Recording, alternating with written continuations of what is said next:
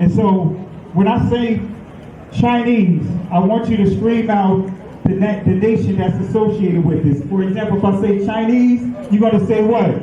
China. All right, let's say it with authority. When I say Chinese, you say what? China. All right, that's just a test right there. So here we go. Chinese. China. Russian. Russia. Italian. Italy. German. Germany. Swedish. Sweden. Korean. Korea. Egyptian. Egypt. Nigerian. Nigeria. Black. Nothing. Tell him, Pastor. Tell him, Pastor. Black, nothing. I hope you were able to successfully identify the issue.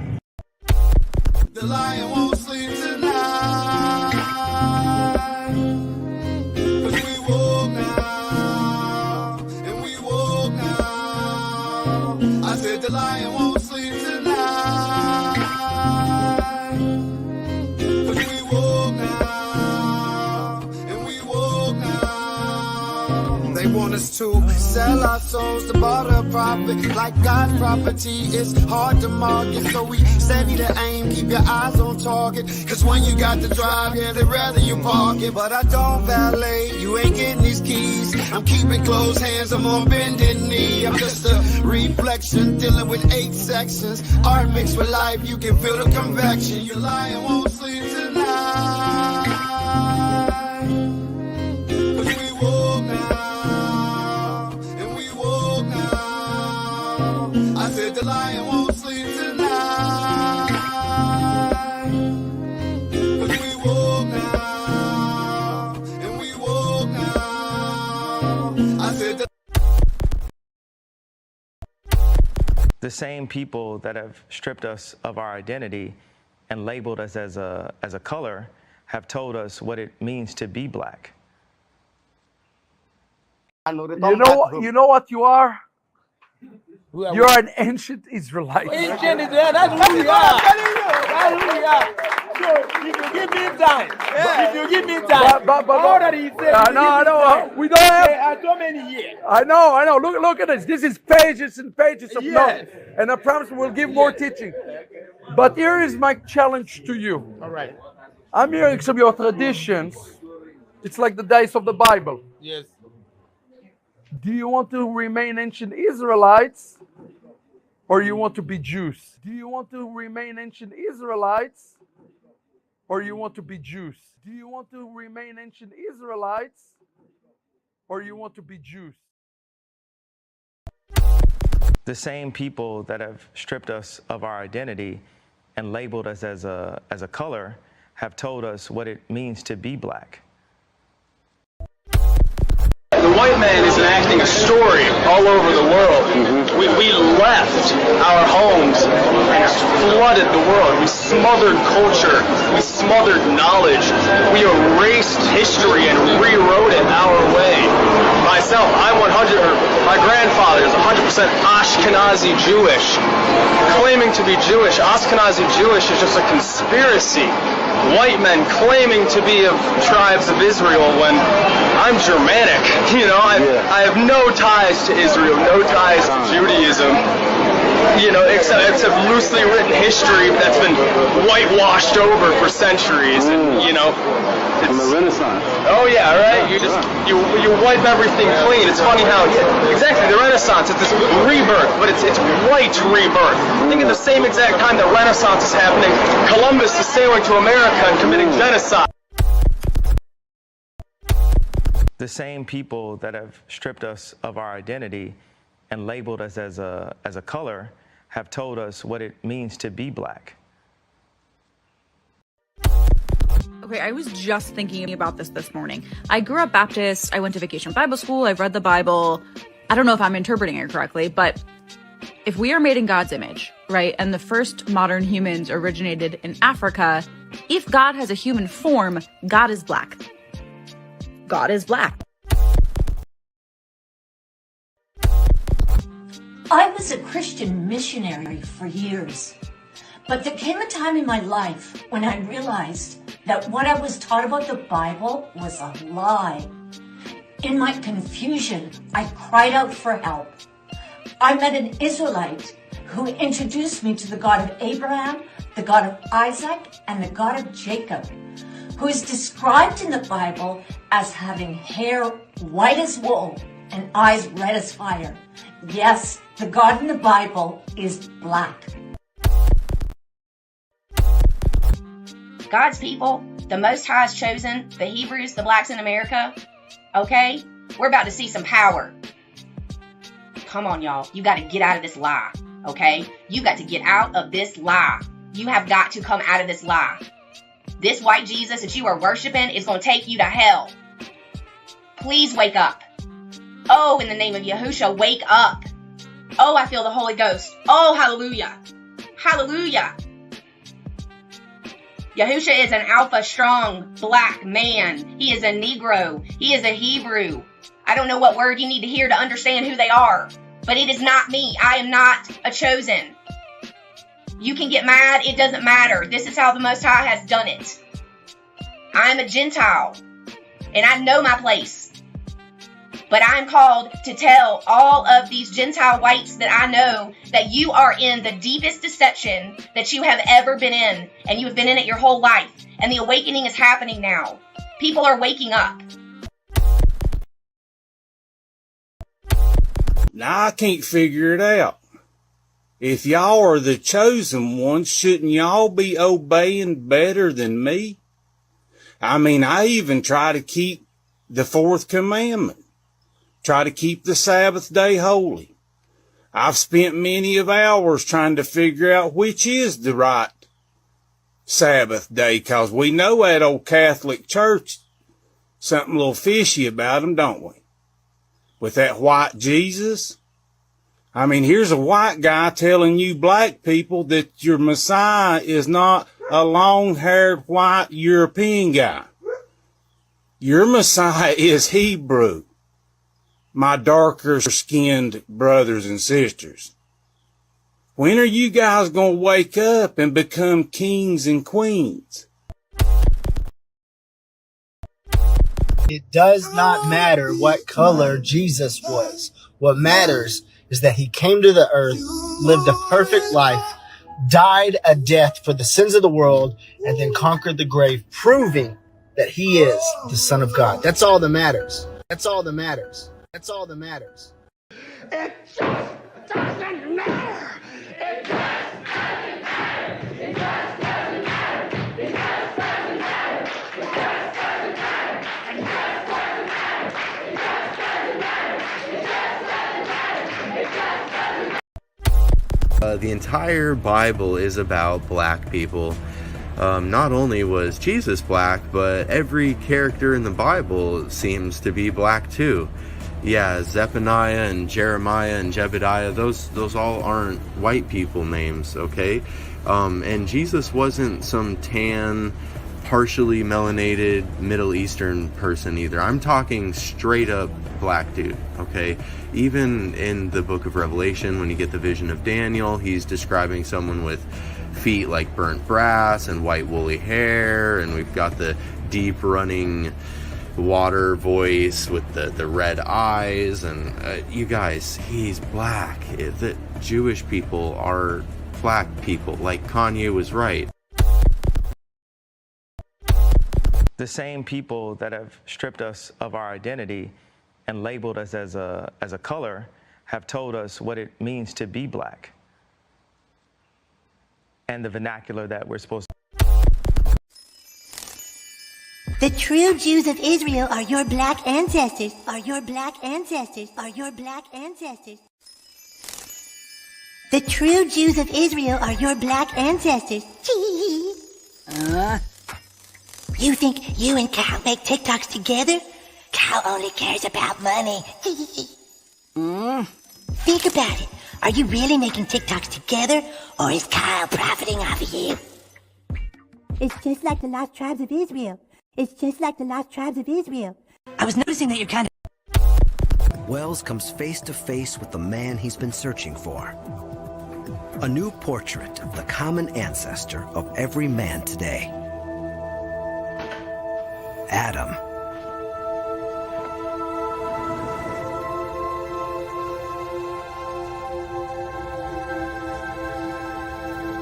Without the skull, we can't know for sure what Adam looked like.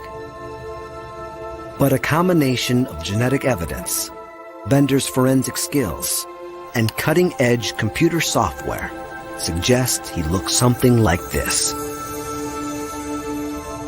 Thousands of years after the Bible, and hundreds of years after Michelangelo, we have a whole new face for Adam. I was very excited when I first started to get evidence, and it was so counterintuitive. I'd put 20 Europeans and 20 African Americans on a sheet of X-ray film, and every African American showed differences, and all the Europeans looked the same. And I thought I'd mislabeled something, or I thought I'd made some drastic mistake. And we kept repeating and repeating things. And as we got more samples from different areas, I realized that it was a difference in the pattern, and that this whole new type of evidence based on mitochondria was going to change the way we thought about modern humans.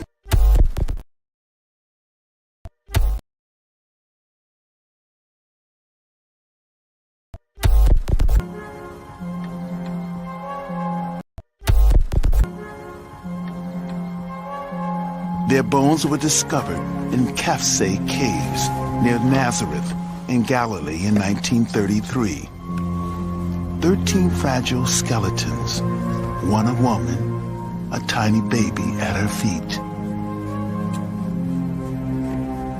When these bones were first uncovered, they were the oldest complete modern human skeletons ever found.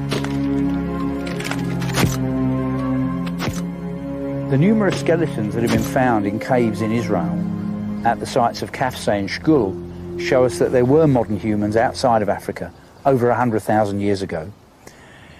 Those modern humans may well... But the CT scan has one more surprise for Alejandro. Shammai's ethnicity. Well, they have just told me that Shammai has a Nubian feature, which means that their ruling family was probably Nubian, and that was unexpected. Examining Shammai's anatomy closely, the thickness of his bones and the shape of his nasal cavity, the anthropologists think he was a black African, likely from neighboring Nubia. A huge revelation that challenges the prevailing image of the Egyptian ruling class. We always thought the ancient Egyptian elites were Mediterranean type. We always thought the ancient Egyptian elites were Mediterranean type. We always thought. It just doesn't matter. It just doesn't matter. It just doesn't matter. It just doesn't matter. It just doesn't matter. It just doesn't matter. It just doesn't matter. It just doesn't matter. It just doesn't matter. Genesis chapter 11 verse 10 explains the genealogy of Shem. Shem was a black man in Africa. If you repeat this fact, they can't laugh at you. If you repeat this fact, they can't laugh at you. If you repeat this fact, they can't laugh at I want to say peace and blessings, everyone. I know that this is an unscheduled live that I'm doing tonight, and I figured since, of course, the church is celebrating as what they call Resurrection Sunday, I thought I'd do a special teaching on this day. I was going to do it earlier today, but I didn't have my slides together for us cleaned up to present it to you guys. So I thought I'd do it at this time. And I felt like I left a little meat on the bone in terms of the teaching about this time of year. And I really want to just talk about it and give you guys some additional information that you can bring to your loved ones that are celebrating Easter or Resurrection Sunday, whatever we want to label it, or they want to label it rather. So as you can see here, let me go ahead and stretch the screen out here. Our topic for tonight is they love chocolate bunnies, not Negroes. Let me say that again. They love chocolate bunnies, not Negroes. Anything and anyone but the Negroes. I mean, literally, the church would rather worship a Martian Christ than or versus a Negro Messiah. They want that chocolate. They want those bunnies. They want our melanin, but they don't want to be us. They want our name, but they don't want the pain that comes with the territory, as we see here. They don't want the consequences that come with the territory. So we're just going to do a live here tonight. And I want to encourage you guys to share the video because YouTube is up at its old tricks again. They are unsubscribing people.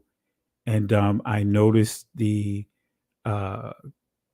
major pause and how the channel was growing over the past 4 or 5 months. Suddenly, I haven't gotten a new subscriber in almost a week, and I know that's rather odd.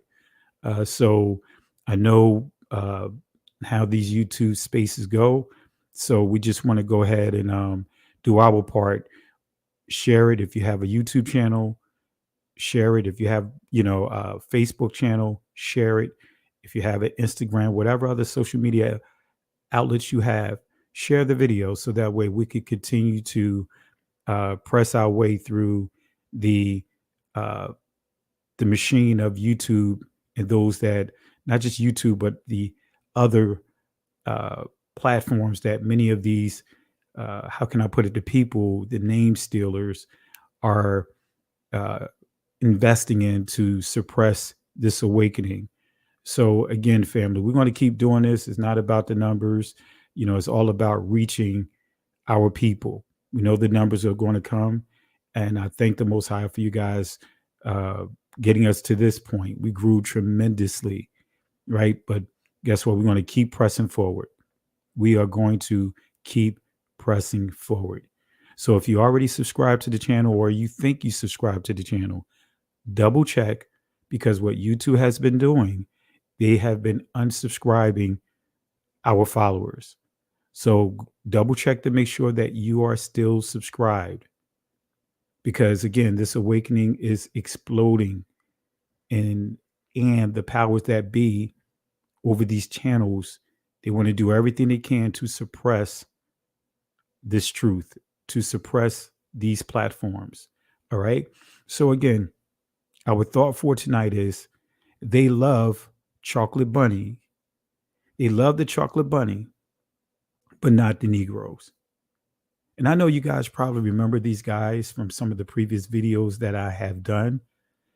And before I go on, I want to say shout outs to Pastor Wells that's in the building. I want to say peace and blessings to you, Pastor. Really appreciate the love and support and see you catching one of my lives. All right. But family, I want to show you a clip. I want to show you three clips, right? But I'm going to start with the first clip here. And this is Rabbi Gottlieb. And this is what he had to say about our community right now. And we're going to highlight a few things dealing with what he had said and go into their doctrine, which is the Talmud, and see how they love the bunnies as well. They love those eggs as well. And it's written inside their Talmud. All right. So let's see what he says about those that has with the major complexion being black. That's literally what he says. He says those with the major complexion, black. Let's see what he says. We're finishing now part 2, chapter 2. And what we've said so far is that people have free will and their actions are Some are good and some are evil. And by the way, the Rambam writes explicitly that everyone has some good actions and some bad actions. Everyone. Everyone.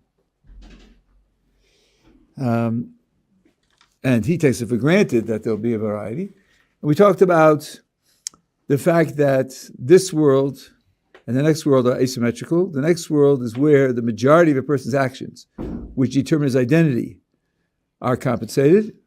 For the righteous, they exist in the world to come and they're rewarded. And for those whose major complexion is black, are excluded from the world to come. All right, so you heard exactly what he said. Those with the major complexion black are excluded in the world to come. Those were his own words. All right, so now let's see who this person is that's in the center. This is a billionaire, right, by the name of Negard. And I believe he's gotten into all kinds of trouble legally with some of the things that he's been engaging in. But I want you to pay attention to what these billionaires, the egg worship that they deal with. All right, let me play a couple of clips. And this is part of this genetic greatness that we don't see in any other race on the planet. These curvy, sexy black women from Africa. You girls have a kind of a monopoly on this genetic perfection, and we want some of that.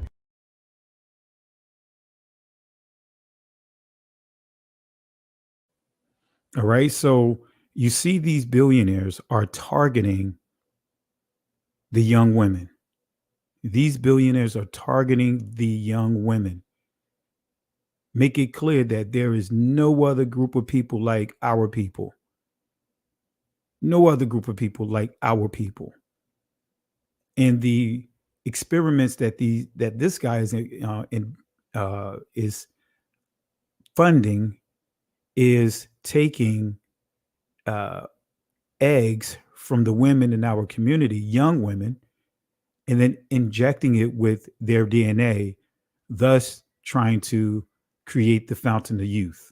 All right. So let me let you hear another part to what he stated, and you can hear with your own ears and watch it with your own eyes on exactly what they say or he says about targeting specifically young women in our community. No, the best eggs are 16 to 18 years old. Those are the best eggs. The only reason and as you get older, your eggs get weaker and weaker. Yeah, that's what I was thinking. Yeah. So you may not be our top candidate. All right, so that is egg worship. So we see the egg worship among the billionaires, but we're going to take it, go to some layers of religion, different religions. I'm going to show you egg worship in Judaism. We're going to unpack some of these things. So I just wanted you guys to hear those clips as we present this information tonight. Again, if you're not subscribed to the channel, hit that like button and subscribe to the channel. Click on that notification button. And if you feel like you are still connected to the channel, double check, because you may be unsubscribed by way of YouTube. All right. But anyway, let's go ahead and get into the lesson here. Right. You guys remember this from last night. This is Donnie McClurkin, right? And Donnie McClurkin, he asked this question. He asked the question of the math not adding up. The math is not mathing. Why did Donnie McClurkin say the math doesn't add up? Why is he saying that the math doesn't add up? Now, for him to say this, and you guys know that he is very accomplished in the music industry as a gospel artist, but he's well respected in all genres, right? He's well awarded in as far as when I say accomplished, he's accomplished so many different awards, so many hit songs, starting with "We Fall Down," but "We Get Up." Now, just him asking this question can jeopardize his career, because The Christian religion can be a very harsh machine. And we've all been subjected to that just by us stating that and knowing that we are the people of the book. Or you just simply saying that you honoring feast days, the Shabbats. You get labeled, oh, you one of those guys. Even though they're still telling us that we're the people of the book, Israelites. So when did the word Israelite become a byword? It went from black identity extremists to black Hebrew Israelites to Hebrew Israelites to they also calling us Israelites. Type in the word Israelites, and most of the results that are going to come back in Google is going to be us. It's going to be them targeting us. When I say them, the different groups like the Southern Poverty, the ADL, saying things about us. It's attaching the word Israelites to our community. So indirectly, even though they're using it for slander, they are making the distinction, right? That we are the Israelites. But anyway, Donnie McClurkin said the math is not mathing. Why did Donnie McClurkin say the math doesn't add up? All right. Now, this is the YouTube or the Facebook post he made. And I'll just read it again and we'll continue. We'll kind of use this to kind of set the tone for tonight's lesson. But this is what he said. Let's zoom it in so you guys can see this clearly. He posted this a year ago, and then he reposted this again a couple of days ago. He states here, Good Friday with a question mark. Who came up with that? Question mark. Guess what? It was Constantine, 321. We covered that. He created Good Friday. But who came up with that? Why do we follow so blindly? That right there should be an eye opener because that is so true. We've been conditioned, we've been programmed to follow these leaders blindly. Like Martin Luther King stated, his regrets when he, with Harry Belafonte, they was good friends. Harry Belafonte said that Martin Luther King shared with him on a number of occasions that because of leading the charge for desegregation, he believed that he led his own people into a burning building because desegregation has completely ruined our community, especially with this dollar circulating within it. Right now, the dollar is lucky to circulate 4 hours. That's the lowest of any community. Other communities, the closest I believe is the Spanish community, but the dollar still circulates 7 days. All right. But anyway, he goes on to say, why do we follow so blindly? It doesn't add up. Crucified on a Friday. And notice what he types underneath it: Friday morning, Friday night. Right. So now he's doing the calculations. Friday morning, Friday night. But the Messiah was not, he did not give up his spirit until just after the ninth hour, which would be 3 p.m. according to the Gregorian calendar. 3 hours before the feast of unleavened bread kicking in. So it's not Friday morning. Actually, this is Wednesday, just before the eve, just before evening. But nevertheless, he says here in this, he says Friday morning, Friday night, stayed in the grave on Saturday morning, Saturday night, rose early Sunday morning. So basically what he's saying here is what he's calculating is like a day and a half or 2 days, because he's counting Friday night, Friday morning, Friday night, Saturday morning, Saturday night. So from Friday to Saturday, 1 day, right? Friday morning to Saturday morning, 1 day. From Saturday morning to saying Christ rose early Sunday morning. What he's saying is that that's 2 days. And we know even those maths, his math is off. But he's asking the question though, because he's saying here, He says, we are a day short according to Matthew 12 and 40.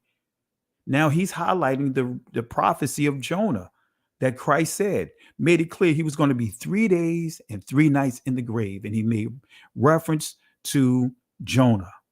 So 3 days and 3 nights in the grave. And notice what he says here. The math ain't mathing. Family, that's something we could put on a t-shirt. The math ain't mathing. You know, if you guys agree, type that inside the chat. The math ain't mathing. We can't get it right. Well, actually, he said we can get it right. Really, we can if we simply stick with the scriptures. Now, he said the math ain't mathing. Family, I think we should get a t-shirt made up on created off of that. The math ain't mathing. So even though his numbers, even though he's calculating Friday, but he's still addressing Friday, Good Friday. That's why he asked the question, who came up with that? All right. We answered that question Thursday night. So I encourage you guys, if you want to get the full details on it, go watch the lesson that I did 2 nights ago. Thursday night. And I really went in on this. Actually, 3 nights ago. I really went in and explained Good Friday. So why do we follow so blindly? That's the question that he asked. He asked the question, why do we follow so blindly? Why do we follow so blindly? All right. And I'm going to drop this link in the comment section because I know I may get Benaiah, my cousin, jumping on. So I'm just going to drop this in for him whenever he decides to jump on. So he asked this question, why do we follow so blindly? Now, come on, family. I know every last one of us felt that way. And I'm talking about being educated.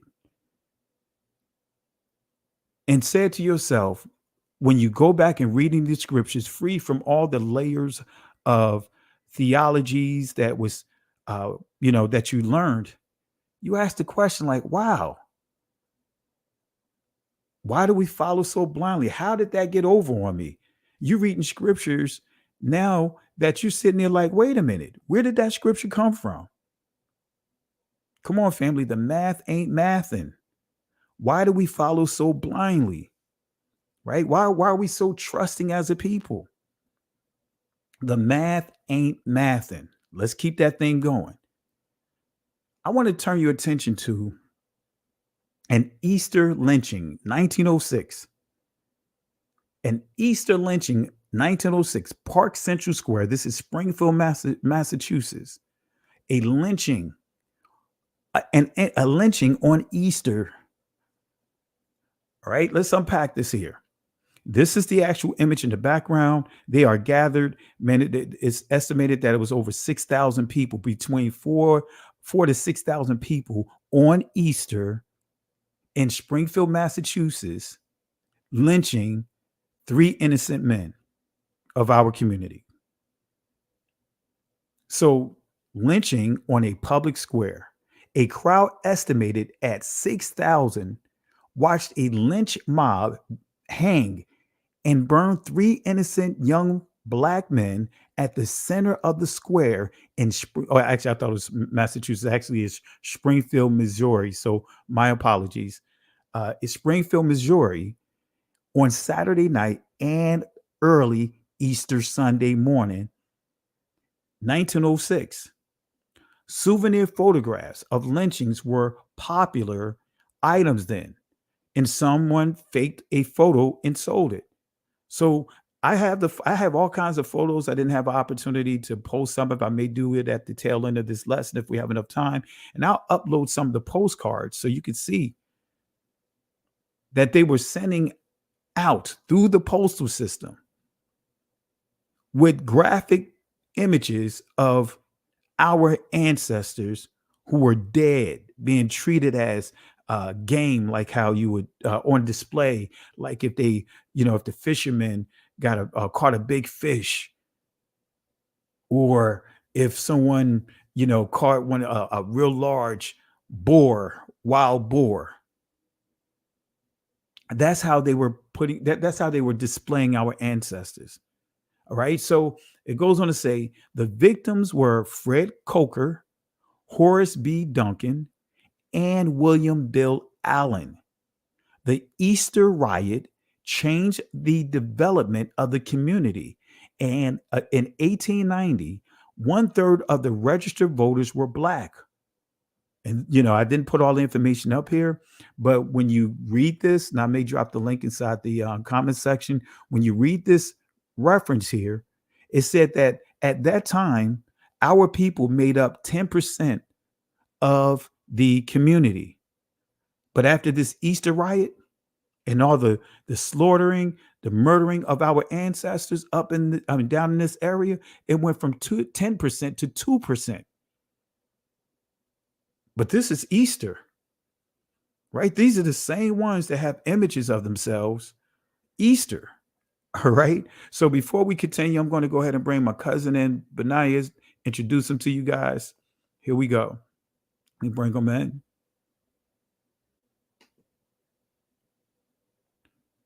I want to say peace and blessings to you, cuz. Hey, peace and blessings, Pastor Kelly. How's it going? Everything's going good. How's things on your end? Bless. Yeah, I'm just listening to the lesson, man. Awesome lesson.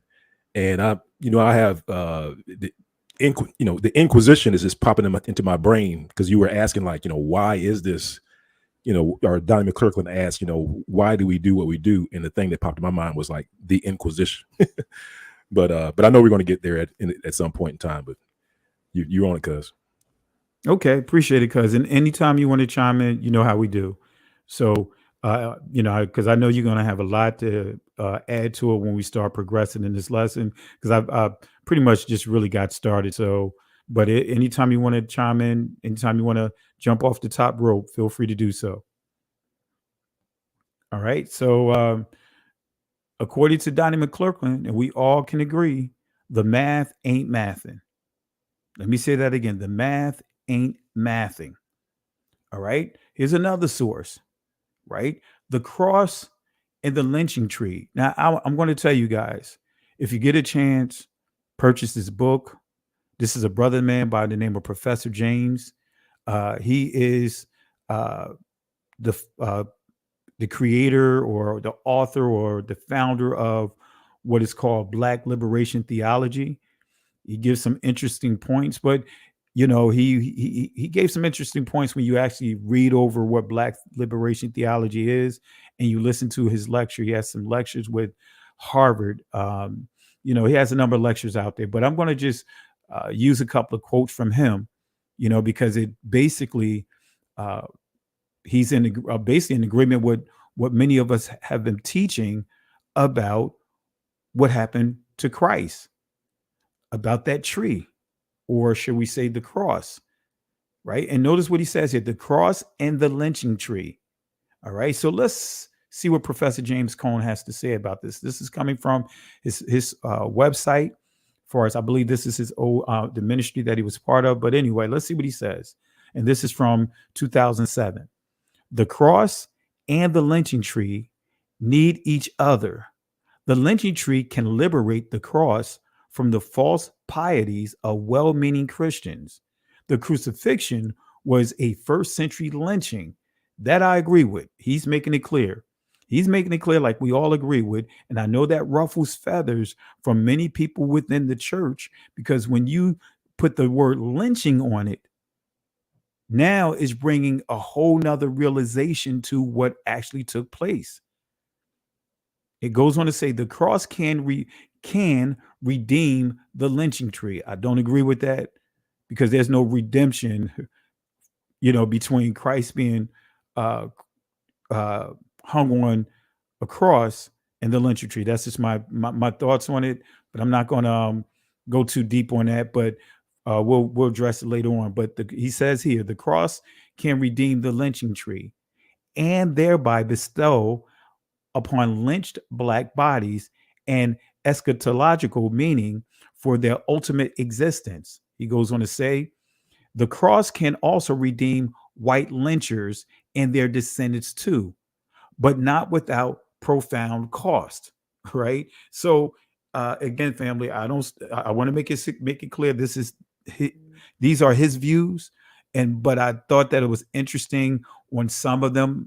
Of course, we're not going to agree with everything. I don't agree with everything when I was listening to his lecture, but again, I understand the point that he was making, far as from the angle of comparing the cross to the lynching tree. So it says here the cross can be redeemed, but can also redeem white lynchers. I don't believe that, right? Because of what they did to our ancestors. There's a price. The scripture tells us.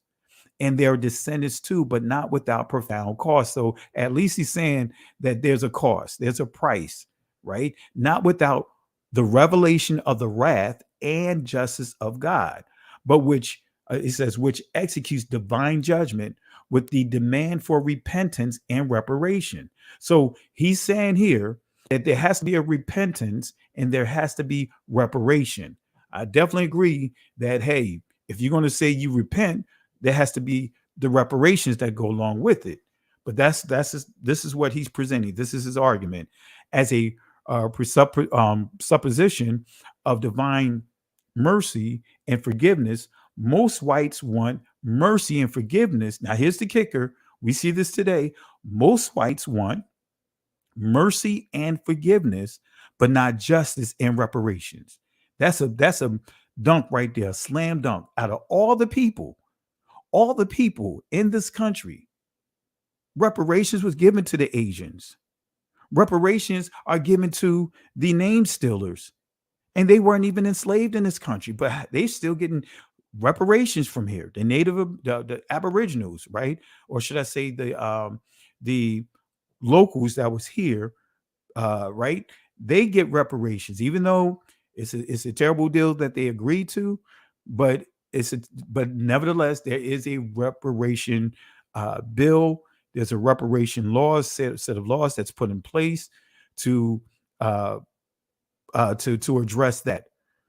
But you have people that were not even enslaved in this country that get reparations from this country. You guys know who they are.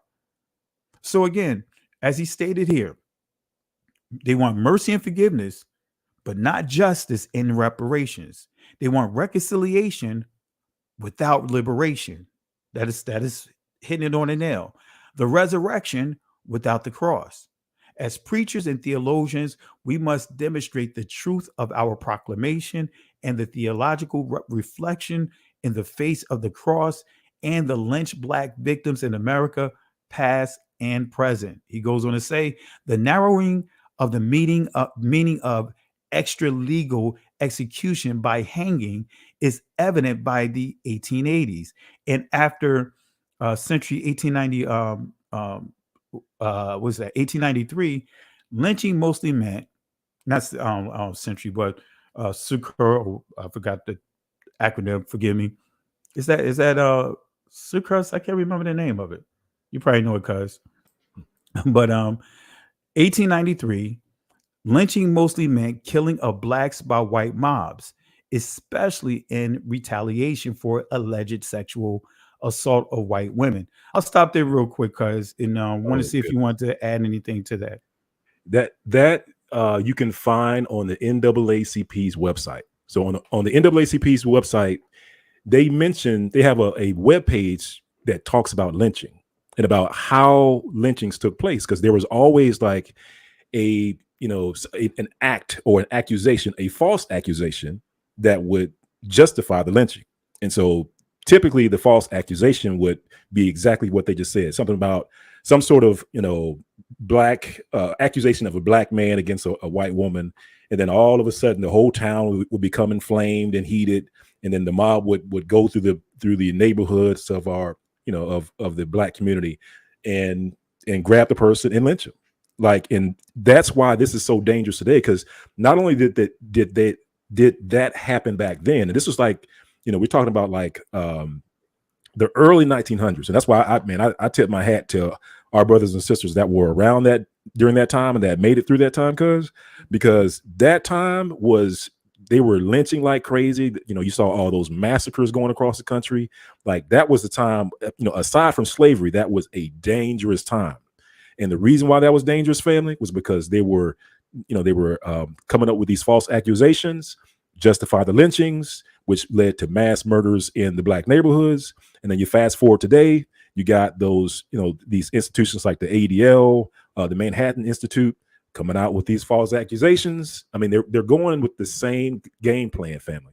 And and the reason why we're trying to come against it today is because we've learned the lesson of yesterday. We're like, whoa. If you keep going down that route, we know where that road leads to. So, we try to stop them in their tracks as far as those false accusations against our community. But know this for sure, family, that is a pattern that they used against our community back in the early 1900s that caused massacres.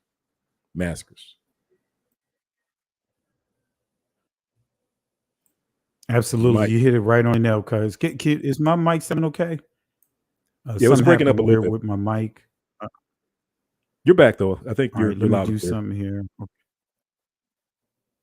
Okay, let me shut down a couple of things. When sometimes when things start going haywire on these channels, I start thinking that they're believing that they're actually, trying to do a few things. Like normally when they start going like this, they're trying to shut down the actual stream, and that actually happened before. Let me do something real quick here. Yeah, how do I sound now? Cause everything clear? Yeah, because before it was kind of clicking a little bit, but I think you're fine now. Oh, okay. All right. I want to close a couple more things out here. All right. Let's see here. Let me close this out.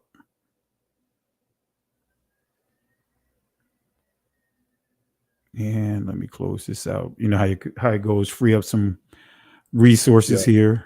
The Yeah. Windows, man. How they do with the resources, and all of a sudden, certain things just start eating up resources. So let me just make sure. It's funny. Let me I think close on one more I program. don't know if you watched that show called Redacted. They were talking about how like the folks like the FBI and CIA, how when they monitor someone through like a device, like where there's like your phone or where a watch or something like that. They said the byproduct of that they can't get around is that it's a heavy consumer of your resources on your device. So if you have like a phone and all of a sudden the battery just keeps draining on it repeatedly, like super quick, the guy was saying that's a telltale sign that somebody's piggybacking off of your phone to grab data off of there, and usually it could be one of those departments. So that's one of those things I pay attention to, Pastor Kelly. So Yeah, definitely understand. yeah. Definitely understand. Well, let me close this out here. I was trying to shut down some of my some programs here because for some reason, like I said, when it started acting quirky, with the whole, StreamYard thing. I know it's done it in the past that they Yeah. literally kicked us off while we were in the middle of a stream and deleted the video and gave me a Oh couple of man. strikes to take with that on the way out. Right. Yeah. Is Yeah. it a two piece? Oh man, they gave me the two piece. It was like, here, take this out on the way out. You can't even contest it or nothing, appeal it or nothing. Oh All right. man. So yeah, Well, yeah, they gave me my own medicine, the taste of my own medicine. But all yeah, right, so you yeah, sound great. I mean, your audio sounds great, Pastor Kelly. So I don't know if okay. yeah. Cool. Yeah. So when you start dealing with that, man, yeah, I deal with that cybersecurity and all that other stuff. So yeah, I know how that Yep. goes. So and I try to stay on top of that. That's why I'm very conscientious of whatever applications I load up. You know what I mean? Oh yeah. Oh yeah. Yeah, yeah. Even at TikTok, had to be careful with that. So, but anyway, Yep. but yeah, pretty appreciate it, cuz so you hit it on the nail though, but they do have a pattern, and that pattern is as you already know, you laid it out, but it's a false accusation. But the key is so that that way they can engage in their games, so to speak. They're lynching good old boys activities, and it normally kicks off on a Friday night. Right? The routine is the sheriff will pick someone up from our community, have them in their holding cell on a false accusation, then they may say, oh, well, you know what? We're going to go ahead and let you go. We ain't find anything. They let him go. They don't have a ride. And guess what? As he's letting them go, someone is picking them up. And the rest is history. In many cases, they'll come and take them out of the cell. But anyway, but yeah, you hit that right on the nail. Because yeah, and for family, we encourage you, as he pointed out, this is on the NAACP website, and there's some additional sources that you can pull this information from as well. But definitely teach your children as well. We can't let this information just go to waste, or should I say, die, or become a bottleneck with our generation. All right. So Yeah. again, why do we follow so blindly? You're going to say something, cuz? Well, I was just going to land back and just say what that really underscores why history is so important, like knowing your history, because you'll be able to quickly identify what they've done in the past that they're trying to do again. And I can understand why they would try to do it again, because it worked so wonderfully for them in the past.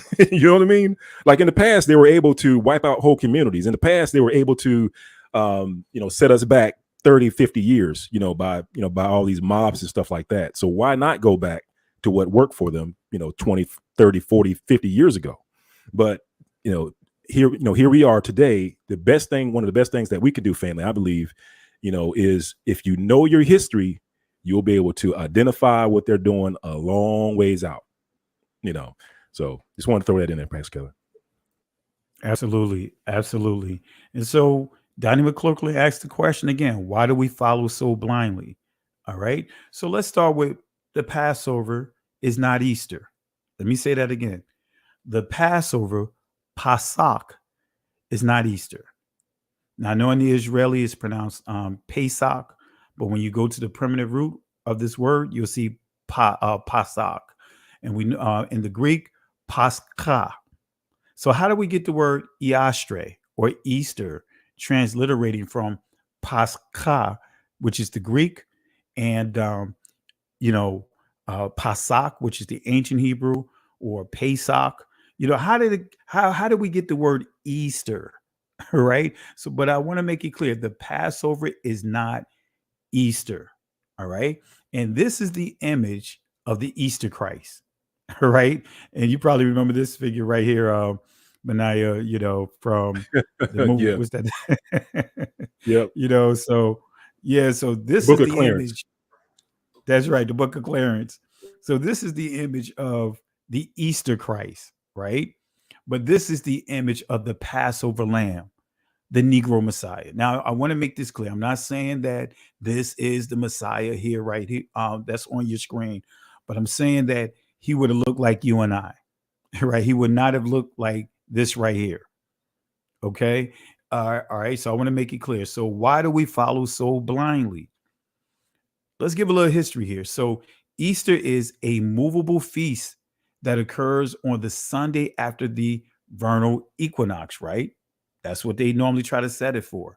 So the Roman Catholics established the traditional Easter Sunday as the festival that commemorates the resurrection of Christ on the third day. But we know it's not on the third day. I'm still trying to figure out how you can get squeeze 3 days into a day and a half. Again, family, whoever can figure that out, you will become the champion of the church, the Catholic and Christian church. All right. So what is Easter? What is Easter? And let's go to the etymological dictionary definition of Easter. It says here,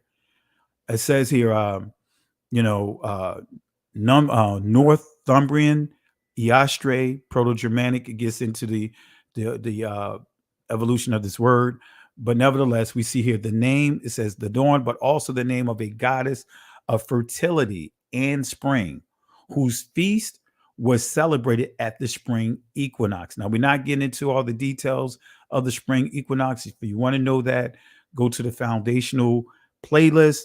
And there's a series titled He's Not Here, He's Risen, but he's not here. What day was the resurrection?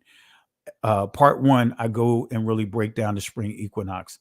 But anyway, the name of a goddess of fertility and spring. And this is where you get the Queen of Heaven worship from, whose feast was celebrated at the spring equinox. It goes on to say, Anglo-Saxon Christians adopted her name and many of the celebratory practices. Now we have to not just put this on the Anglos and the Saxons. There's one group of people, major group of people, for some reason, through these definitions, you fail to, I mean, they don't mention, and that is the Scythians or Scythians, right? They are a Germanic tribe, right? That was very dominant. So we want to add them in there as well. But anyway, so it goes on to say here, let's see here. Easter egg attested by 1825, earlier pace egg 1610, Easter bunny attested in 1904. So just giving us a little more history here. All right. So when we go to the origins, when we understand the origins of this word Easter, right? Easter was transliterated from the Greek word Pascha, which means Passover, right? But Easter does not mean Passover. I want to make that clear. It's not a translation, it's a transliteration. It's not it's not a match.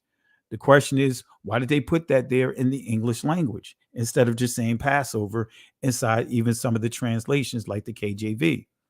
So Easter actually derives, as we pointed out, from the goddess Eostre. She is identified with the Babylonian fertility goddess Ishtar. All right. So what are the rituals that honor Ishtar? Real quick, in Babylon, like many other ancient pagan cultures, human sexuality was associated with the fertility in nature. Like when we look at the spring equinox, right? And many cultures that practice temple or ritual prostitution, right? The spring represents the planting of the seed, right? And then when you get to the winter solstice, it represents the birth of the seed, right? So that's normally at the spring equinox, right? Or the spring equinox, which normally is between the 20th and 22nd. So you count 9 months later, that lands you right there in the Christmas season, right? That is 9 months later, further proving the paganism of Christmas, all right? And supporting what is just mentioned here. So temples were erected in Ishtar's honor, and sexual ritualism was associated with the worship of her. Some scholars attest that each year around the time of the spring equinox is the marriage of Ishtar and Tammuz reenacted. Now, if you go to Ezekiel chapter 8, you'll see the women were weeping for Tammuz. Tammuz is a type of savior, right? For their culture, for the Babylonians. You know, the Sumerians, when you start getting into the Sumerians and all those different guys. But here, dealing with the Babylonians, Tammuz is a type of Christ, Messiah. So the ceremony consisted of a sexual ritual between the king of Babylon and the high priestess of Babylon. It was believed that this union would ensure plentiful crops, as we just pointed out. So sacred prostitution and worship of Ishtar. Another piece of information I want to highlight real quick too is there were also homosexual male prostitutes known as Asenu, Gurgaru, and Kulu'u, excuse me. These devotees of Ishtar was castrated and engaged in lifelong service of men in honor of Ishtar. Yeah, family, it's a lot of layers to this thing. But again, who is Ishtar? All right, who is Ishtar? Anything you want to share, cuz, as I build on this right here? No, I'll wait a little bit because like I said, I wanted to kind of tie this back to the Inquisition. Okay. So Ishtar, again, Babylonian star, the great goddess who appeared in the Bible as Ashtoreth, Anath, Asherah, right? And we see here Esther. Now, I want to make it clear. This is not referring to that. Now, Esther's name, Asathar, right? Her name, that's a she has a Babylonian name, Persian name that was given to her, but she was not worshipped as a goddess. She had a Hebrew name. Her Hebrew name was Hadassah. And family, that's why I want to make sure when I see sources like this, I want to make sure I explain it to you, because it was not uncommon. It's very common rather for Israelites and people of other cultures. They're from one community and they have two names: a community from within their community, right? Their culture, their people, and then another name based upon whomever community that they're embedded within, citizens of, like Apostle Paul. Paul is not Paul changing his name from Saul to Paul. Actually, Paul it's his Roman name. He had his Hebrew name, which is Saul, and then you have Paul. That is his Roman name, the Roman name for him being a citizen. So I want to make that clear, so that way we understand that Esther is not paying homage. She's not paying homage to Ishtar, and it was very common, just like the Israelites. The Israelites have the Most High name for the most part embedded in their names, right? Just like other cultures, they'll have their deities and whatever embedded in the names. Perfect example, Daniel and his Hebrew friends. All right, so I just wanted to break that down real quick. So then we have the Queen of Heaven, and you see the Queen of Heaven in Jeremiah 44:19. You also see the Queen of Heaven in Jeremiah chapter 7. She was also the great whore described in Revelation 17, verse 5, as Babylon the Great, the mother of harlots. Another of her titles was the goddess Har, who called herself the compassionate prostitute. Men communed with her through the sexual rites of her harlot priestesses, right? Babylonian scripture called Ishtar the light of the world, and also leaders of hosts, openers of the womb, righteous judgment, lawgiver, goddesses, right? Goddess of goddesses, excuse me, bestower of strength, framer of all decrees. Now, these are some of the names the titles that they had given her. So again, what is Easter? What is the meaning and the importance of the egg, the Easter egg, right? The worship of Easter eggs, they are in honor of Ishtar. They also deal with charms, right? So when you start really understanding Ishtar, the worship of Ishtar, the Queen of Heaven worship, right? You'll start understanding, for example, when you start dealing with the children, we see the eggs here. When you deal with that Yule, the word Yule is the Chaldean word for children or child. So when you see that Yule log, and I'm not sure if you remember the Yule log, because that Yule log that would be in they had that channel. I can't remember what channel it was. They had the Yule log playing on television all with like 24 hours on Christmas Eve throughout Christmas Day. That Yule log, right? That little piece of log burning actually represents a child. Yule in Chaldea, the Chaldean language, means child. In other words, child sacrifices. Any comments, cuz, as we continue? Yeah, yeah. I don't know if you remember the Negro Bible from back in the day. Yeah. So back, family, if you guys are familiar with the Negro Bible, so during the time of slavery, when they would allow, Negroes to be able to learn the Bible or get taught from the Bible, they wouldn't get the whole book, right? They would get portions of the book, and then of course they would teach out of the portions of the book, and of course, that book wouldn't have the law, statutes, and commandments. They removed things about Israel and Israel's redemption being out of there. But that book is what they use. That Negro Bible is what they use to teach us things like Easter, to teach us things like Christmas. So we were taught from a very early age, to follow these heathen practices, unfortunately. Yeah. Yeah.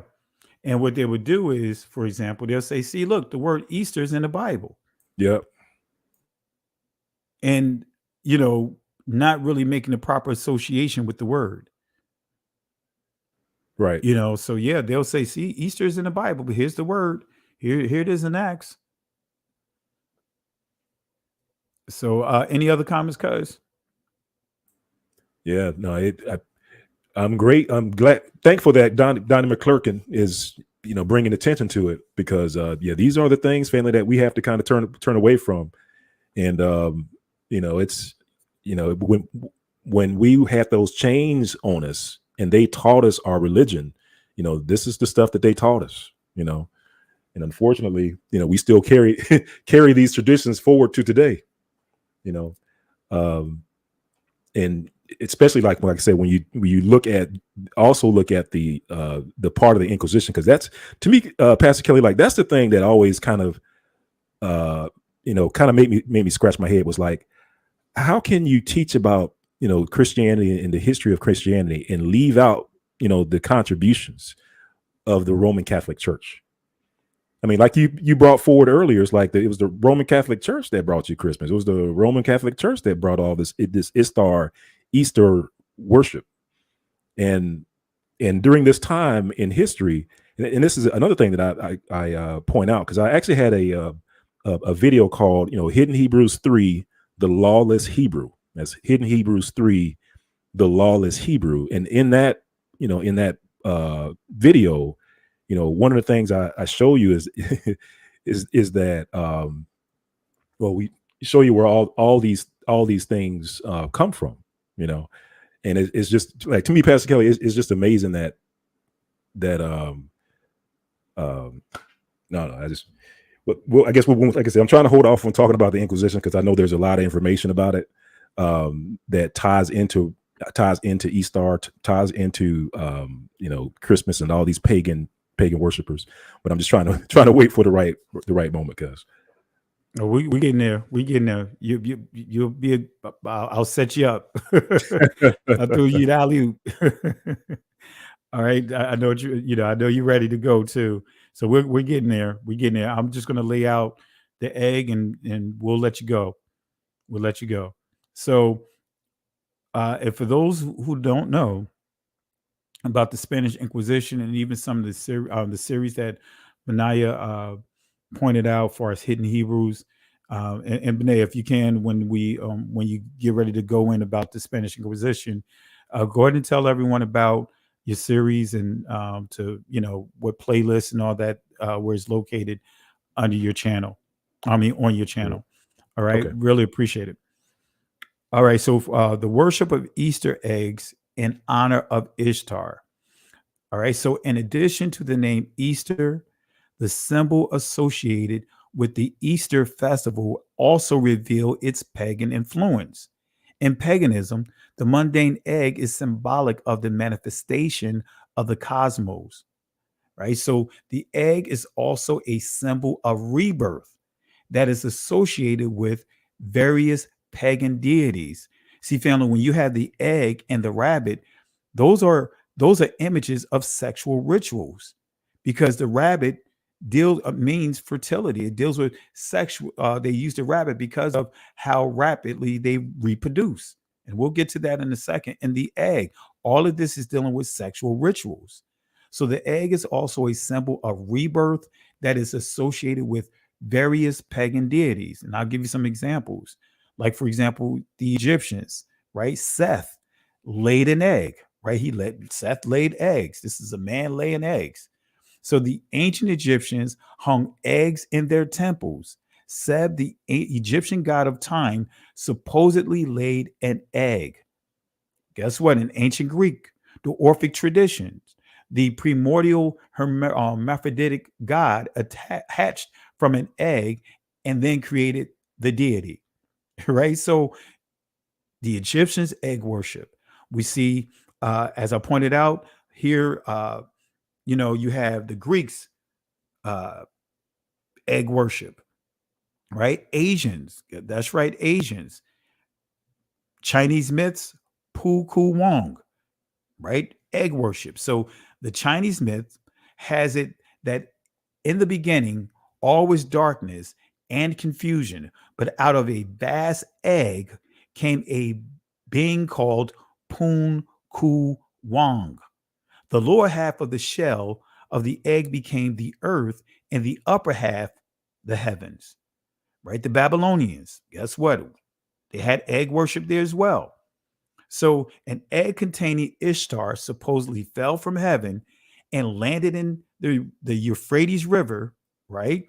The this cosmic egg of an incredible size was pushed to shore by fish and incubated by a dove. Babylon is the root of Easter eggs hunts, right? I'll say that again. This is where you get the Easter egg hunts from Babylon. But I tell you, when we start unpacking their mythologies, you start seeing why the Most High made it clear for Israel to stay separate from all this stuff. So colored eggs were also used in honor of Ishtar as sacred prostitution. So ancient pagans believed that finding Ishtar's eggs in nature at the time of her rebirth would bring forth a blessing. An ancient Anglo-Saxon, we put the Scythians down here as well, mythology, the fertility goddess Astara changed her bird into an egg-laying rabbit. Come on, family, can't make this up. These brightly colored eggs were given as gifts to children as part of the sacred prostitution and worship of Ishtar. Are we not seeing that today? I guarantee if you drove past a church or if you went into a church today, you'll see this going on. They're announcing Easter egg hunt. They're announcing someone selling baskets, and this is they have the Easter ham. They have all kinds of things there. All right. So after the rise of Roman Catholicism, the egg became a symbol of the tomb from which Christ was resurrected. And Christians continue to promote this deceptive pagan custom of painting eggs during the festival of Easter. And so the children's stories like Mother Goose, Jack and the Beanstalk, origins are pagan fables that are promoting what? The worship of what? The eggs, right? So a little more history here. So when we're dealing with Mother Goose, so Mother Goose originated in ancient Egypt, where she was Mother Hathor, incarnate in the Nile goose. She laid the golden egg of the sun, another way of saying she gave birth to Ra. His solar disk was sometimes called the goose egg. Some Egyptian writings called the goose creatress of the world because she produced the whole universe in a primordial world egg. The fairy tale of Jack, who climbed the beanstalk to find the goose that laid the golden egg, dated back to pre-dynastic shamans who climbed the heavenly vine. You see how all of this stuff is just, introducing our children to all kinds of wicked and demonic stuff. These Mother Goose nursery rhymes and all these stories, they pull from these different pagan cultures. So we have the ladder of Set to the celestial realm of the solar deity, invoked in prayers as the egg of the goose appearing out of the sycamore. Like Hathor, Mother Goose was the grandmother of all children. In her pictures, she always wore the traditional garb of the witch midwife, black coat, pointed hat like an Egyptian crown, and magic wand, just like what you see here, right? That's the image that you see here. Okay. So, how did the rabbit become part of this festival, this pagan festival? I gave you some of the answers. In paganism, the rabbit is a sign of sexual fertility. Ancient pagans believed that finding Ishtar's egg in nature at the time of her rebirth, again, will bring a blessing. And again, in ancient Scythians, Anglo-Saxon mythology, the fertility goddess Astara changed her bird into an egg-laying rabbit. All right. But here's the key about the rabbit. A rabbit can have 4 to 8 litters each year. That's a lot. A rabbit can have 4 to 8 litters each year. During its lifespan, a rabbit can potentially produce up to 600 offsprings.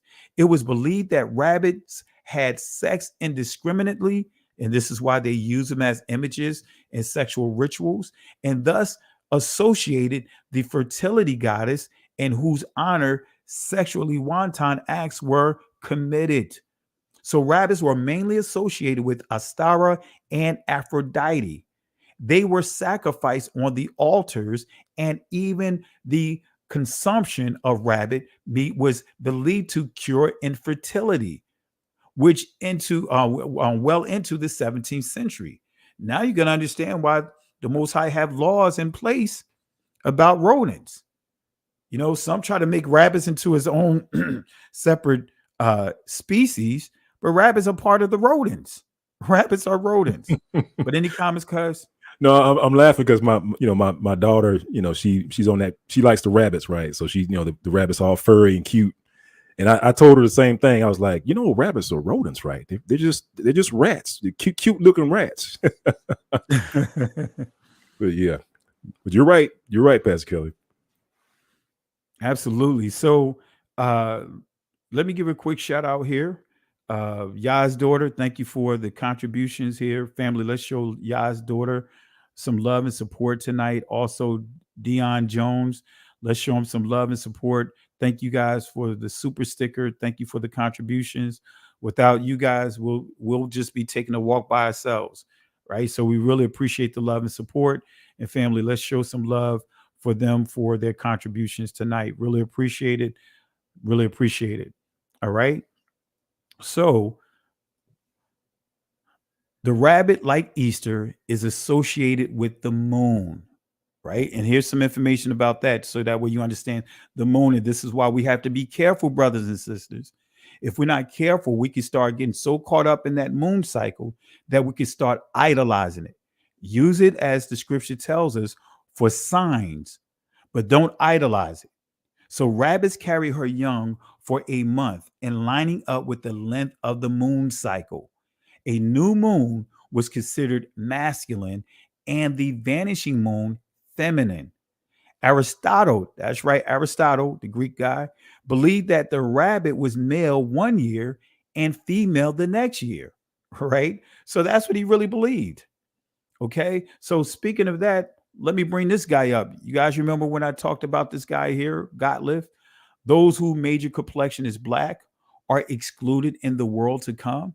You guys remember that clip I played earlier? Not going to play it again, but I just want you guys to hold on to that thought because I'm getting ready to let Benea jump off the top rope before I get into another point.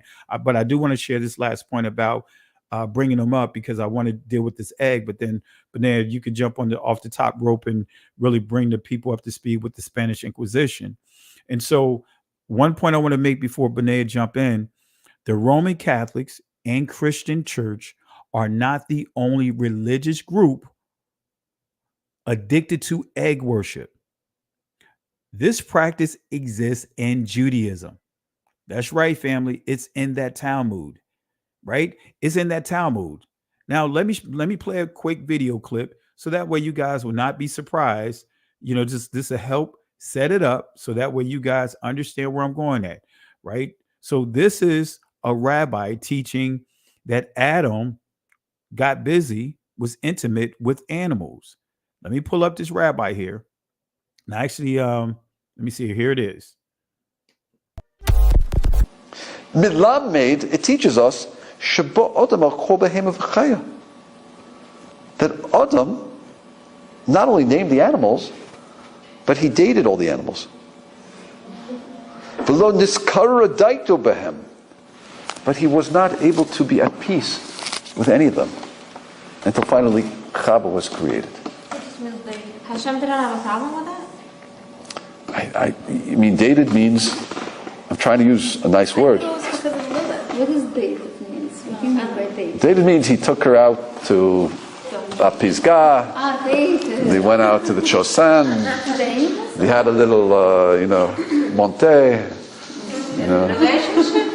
Not relationship, just let's keep it rated PG. We're going to keep it rated. We're going to keep it rated PG for the G for grandmas for this discussion. But that's what he did. It says he went out with the animals. But Pastor Am Kelly, I- isn't bestiality a sin? I mean, isn't that in Torah? Isn't that specifically called out in Torah? Absolutely. So then Absolutely. how are they overriding that? So they're overriding that with the Talmud. Is that what he's doing? Yeah, because the Talmud, right, is supposed to be, according to the Jewish people, right? The Talmud, right, when Moses was given the law, statutes, and commandments, they teach that Moses was given an oral law. He was given two Torahs, right? The oral law, and I may upload a video clip and I have a rabbi call himself explaining that, but he says he was given the oral law and a written law. But it wasn't until like the 4th century when they decided supposedly to write it down. So according to some of the rabbis there, they teach that without the Talmud, the Torah is is voodoo. Wow. So they don't really deal a lot with the Torah. Matter of fact, Netanyahu, like 8 or 9 years ago, um, they were pushing for the Talmud to become the law of the land over in Israel. So here's a clip that I have here that I didn't know I still had this one of the clips uploaded, but I'll play a quick clip of what this particular rabbi say about the Talmud, what Torah is without the Talmud. Here it is. We would not know how to live on the Sabbath if it were not for the oral law. We would not know what the laws of the dietary laws of kashrut are if it were not for the oral law. We would not know what the tefillin, what the boxes on our arms and heads that we wear every morning in our prayer service, what they're supposed to be. And in fact, all of Judaism would be completely mysterious. It would be voodoo if it were not for the oral law. Wow.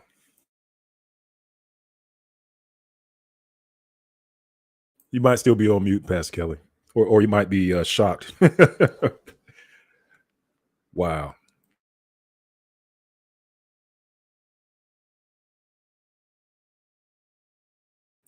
Uh-oh. Did we lose you? Lose your Pastor? Let me make sure I'm not on. Can you hear me? Myself. Because there you go. I can hear you. Yeah, now. it's StreamYard acting up on my end. It's like that video is not showing on my back end seamless like it is on your end. So at least it's playing. So that's why it's a little delay in it. But you see how he said what he said about the Talmud the Torah without the Talmud would be voodoo. That's crazy. And you know who he's referring to when he say that.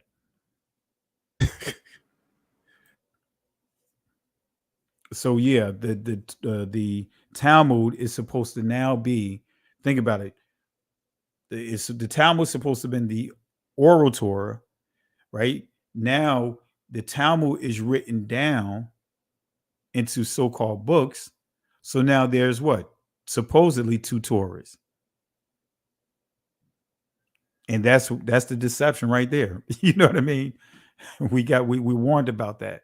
So yeah, when a lot of things that you read in scripture, it's completely the opposite in the Talmud.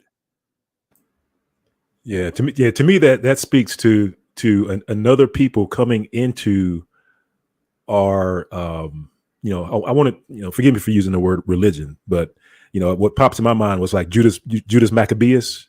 When we allowed the descendants of Esau, the Edomites, the Idumeans to join unto us. I of course, in hindsight, that was a huge mistake. I think that led to all the stuff that we're having to deal with now, with the what do you call it? The identity theft, this introduction of the Talmud. And I think, Pastor Kelly, you brought this out, like even in the New Testament, where you had, the Pharisees and stuff like that, and they were saying things like, well, our fathers have never been enslaved, Yeah. That's John chapter 8. That's a major red flag right there. It's like, okay, well, we know who you are. You're right. You know. Yeah. And I tell you, man, and I still haven't done the lesson. I'm trying to think of when, when I'm going to do it. I did a lesson on answering the question how the Edomites avoided slavery. Now, I literally went through the scriptures showing how the Edomites always entered into an agreement with Right. our oppressors. Yep. And, but to your point, John chapter 8, that is a major red flag. But we all taught out of that. And just one day I decided that I was going to do a full teaching off of John chapter 8. And when I was actually breaking that, writing my sermon out, I was like, wait a minute. It didn't, all the times I done taught out of there, the truth shall make you free. You know how you close your messages out there, people feel good, so to speak. You know what I mean? Right. Right. But yeah, and I was like, wait a minute. Wait a minute. Wait a minute. I know I didn't just read what I just read. And from that, the rest is history from me shifting. Yeah. Yeah. Once you realize that there's some bad apples in the bunch, that's affecting things, even when you talk about the trying to are planning to crucify Christ, or you talk about Herod trying to get all the children of 2 years old or younger murdered. Like, you realize, like, man, there are a people that have been there throughout the scriptures that are adversaries to the Most High's people and are adversaries to the Most High. Absolutely. Absolutely. Let me block this troll here. I accidentally brought him up on the screen. But when we get into these type of discussions, I expect trolls to pop up in the chat. You know what I mean? But I was trying to remove them out of the chat. So moderators, if you see anyone trolling, you guys already know what to do. Just remove them block them. Especially when they are trying to be disruptive inside the comment section. And real quick, family, let me just give you a couple of additional shout outs. I want to say shout out to author Candace Phillips Anderson. And got to get information on your book here. But thank you for the love and support. I bless the Most High, Yah, for this teaching. So we really appreciate the love and support. And thank you for the contribution tonight, family. Let's show some love for the author, Candace Phillips Anderson. Also, let's show some love for Eddie True. Let me see here. Let me make sure it comes up. True Love. Thank you for the super sticker. And of course, again, thank you for the love and support, Dion Jones, and also Yah's daughter. Thank you for the love and support. All right. Really appreciate it, family. We cannot do this without you guys. Really takes a lot to do what we do, and really appreciate you guys for the contributions. All right. Any other comments you want to share, Cuz, before I show some sources about the egg within Judaism? Yeah, well, just a note, like, because I think some people may wonder, like, so how did all this, end up in the church, or the assemblies? Like, how did all this mess, how did we, as so I'm using their terms, as Black folks, as Negroes, end up, getting all this doctrine into our traditions? And one of the things that just like you Pastor Kelly, how you're reading, the Bible, and all of a sudden the light bulb comes on. And one of the light bulb moments for me had to deal with the leadership of the church, of the assembly. And it's like, when you think about it, fam, it's like throughout all the Old Testament, the leadership team, the head group in charge was always the Israelites. It was always the Israelites, right? And then when you move to the New Testament, and you talk about the apostles and the leadership and the Messiah, like throughout the entire New Testament, what I say, like the leadership team of the assembly was always the Israelites. And this is why I kind of get, I'm confused when Sunday morning Christians have problems with Israelites. It's like, but with the New Testament that you adore so much, that New Testament, the head leadership team was the Israelites. And what happened, family, was like, during the time of Constantine. So, fast forward, the Messiah was crucified. Jerusalem was sacked, 70 AD. We were kicked out of our homeland in Jerusalem. And so then Christianity comes around in 325, around 325 AD. Emperor Constantine, the very first time you have a Roman Gentile puts himself at the head of the church. Like, that's what happened. A Roman Gentile puts himself at the head of the church, and this is unprecedented. Can't find this anywhere in scripture, both old and new, having Gentiles lead the church.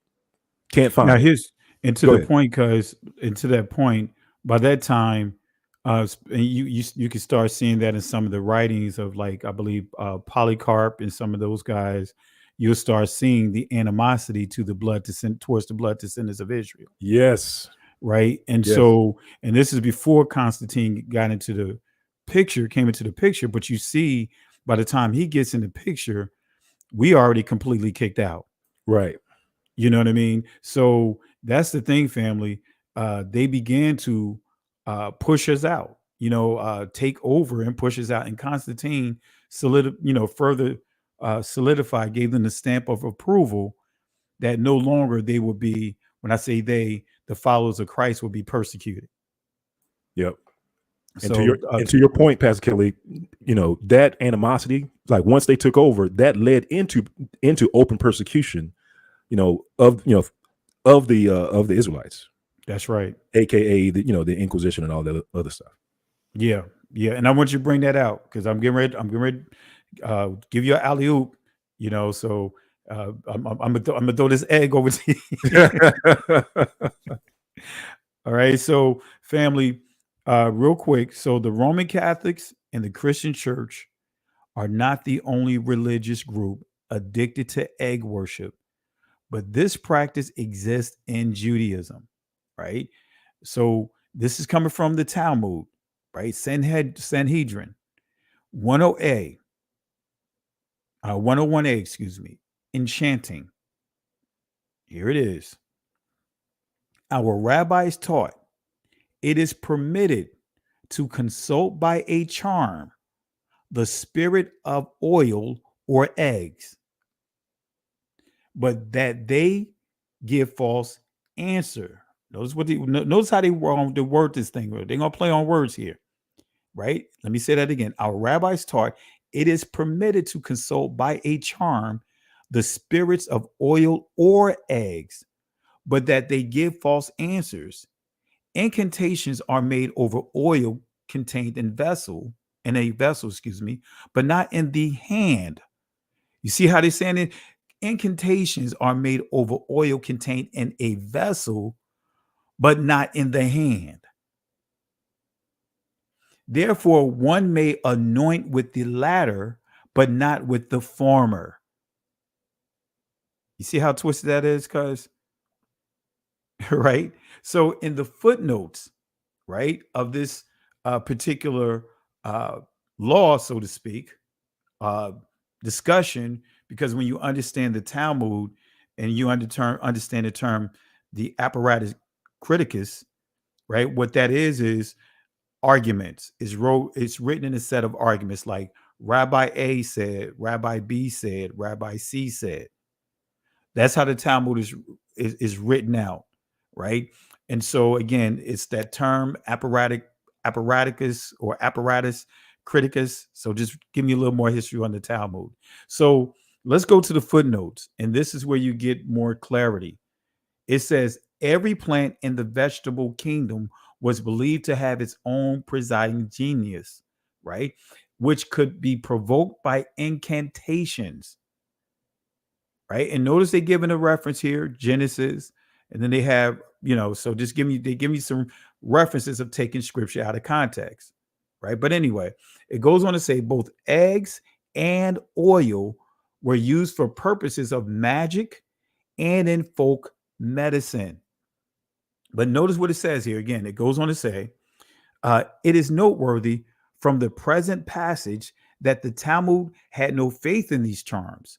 But look at how it goes to the next one. It says in in 18, still tying everything together, this states the practice not a ruling, since it may have been used as a charm. So, in a nutshell, breaking this down here, let's go back here.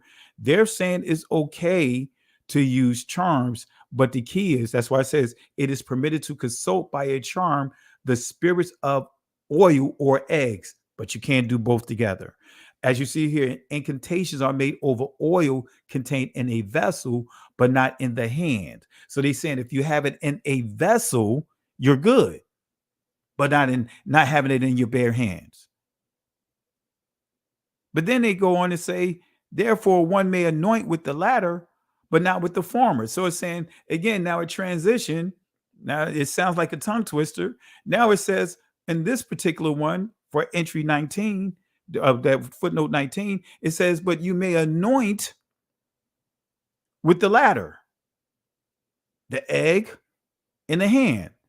Doesn't that sound like a tongue twister, cuz? You know, but this right here is basically telling you that they can use incantations, right? I didn't put it in here, but they also says it's okay to worship, sacrifice your children to Malak, right? And I'll pull it up here once Benaiah get going, and I'll have time to bring it in while he's getting going. So again, so the thing that I want to point out again, that is inside the Talmud. They're promoting egg worship, charms, right? And last point, real quick, Judaism and Jewish mysticisms promotes the worship of Ishtar through the worship of the Shekinah. Some call it the Shekinah or the Shekinah.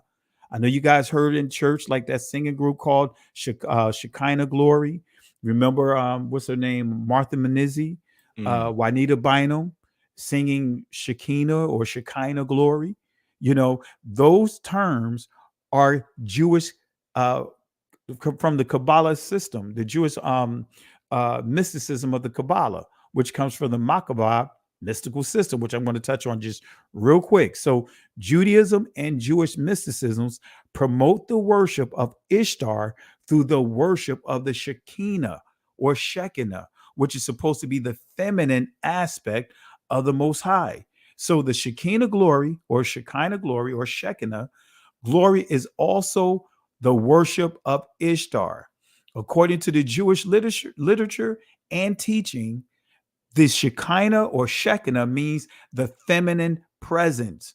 According to the Jewish mystical systems known as the Kabbalah or Merkabah mystical system, right, that I just mentioned, the Shekinah is the primordial light of creation, the heavenly glory of divine wisdom and the inspiration, with its roots in the wisdom of with its roots in the wisdom goddesses of the ancient world. The Shekinah or Shekinah is the manifestation of feminine divinity from the unnamed God, wisdom goddess found in these Jewish mystical systems, right? The Merkabah mysticism is a Jewish system of practices which form the basis of the Kabbalah and whose origins may be tracked back around the 2nd century BCE.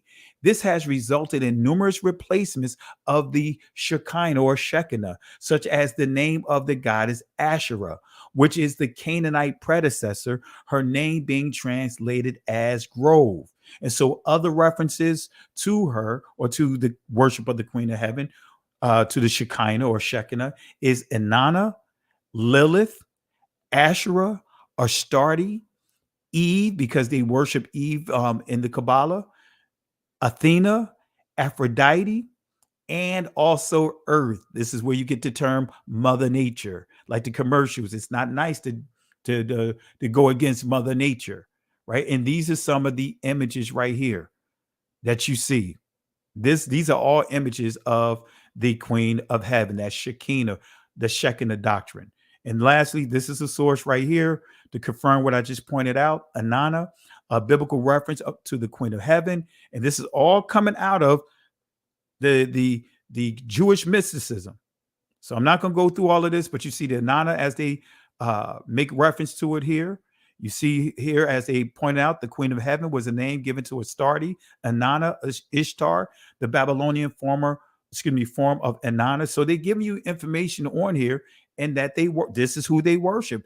This is all part of that Shekinah. This is them explaining for the Shekinah, as they say here. Inanna, Queen of Heaven, and some of the names I already mentioned are the beginning of our journey searching for the Shekinah or Shekinah. That's the point I want to make. And so they're just giving more reference here. So cuz I know I gave a mouthful with some of the things that I highlighted here. And I can pick up after you drop some nuggets here on the Spanish Inquisition. I'm going to go ahead and turn it over to you. Yeah, you got me over here repenting, man, because I remember, for those of you that might be new, I used to attend a mega church. I'm in the Atlanta area in Georgia, and so I used to attend a mega church.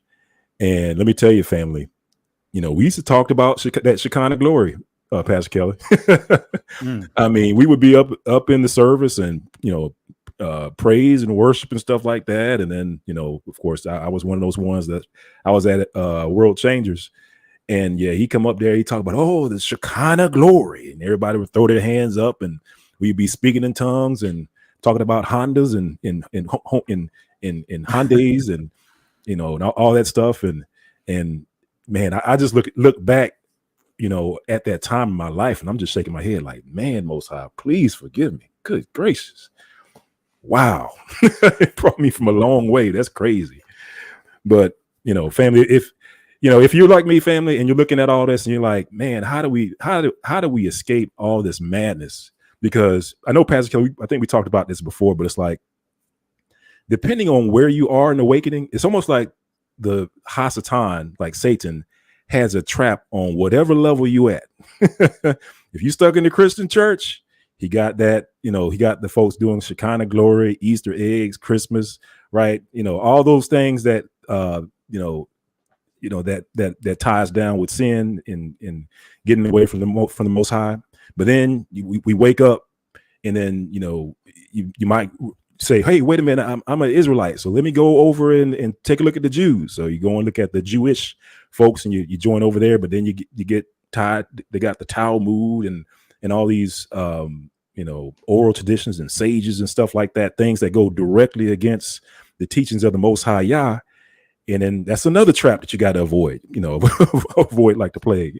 And it's like I said, family, it's like whatever level you're at, it's like Hasatan got a trap or something like that you have to avoid. So praise the Most High that we are where we are, that, we pray for that, spirit of discernment to be able to identify and avoid those traps that are before us. So praise the Most High for that.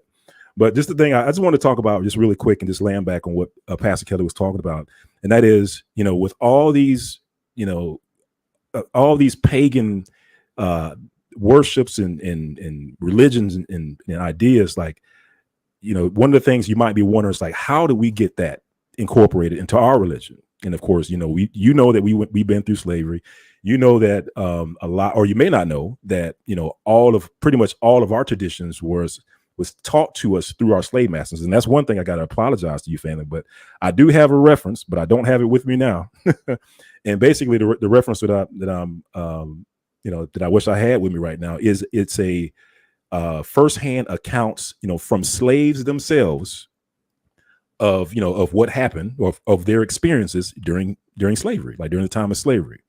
And some of those testimonials was about slaves talking about how they were taught their religion from their slave masters, how Sunday was set aside for teaching the slaves about what was good, what was bad, what they should be doing, slaves obey your master, and all this other stuff being taught from the slave Bible and all that stuff. So, and then we Black folks being, traditionalists. So we do the things that our mama did, and that mama's mamas did, that mama's mamas did, that grandma did. And so we are traditionalists. So, unfortunately, we just carried forward all those teachings without, stopping to look, whether or not it was right. And but praise the Most High, this part of this awakening is having us to, reevaluate, these things that we practice to see whether or not that they're right or not according to the scriptures. But one of the things I wanted to show you, family, let me see, Pastor Kelly, I want to see if I could hopefully share my screen here, because I just wanted to show a window, and this is on my site. So, hey, Pastor Kelly, are you able to add that to the stage? I just added a screenshot. Yeah, I'll do it right now. Yeah. All right. Yeah. Thank you. So what you're looking at, family, this is a book. One of the things that I like to do, family, is read old books. Like the whole reason why you believe that we were from Africa and that we were, Israel isn't Africa, but that we are, quintessential like Hamites, was because that, the books that we read were contemporary books. And what I tell people is that your history is in those old books. Like when you open up a book and it's got the title page, it's got the author. When you take a look at it and it has that publication date, look for books where the publication date is like from the 1850s or older. Like those books usually tell like a totally different history. It describes people in a totally different way. Like the Israelites are described as black, especially the ones in Spain and Portugal.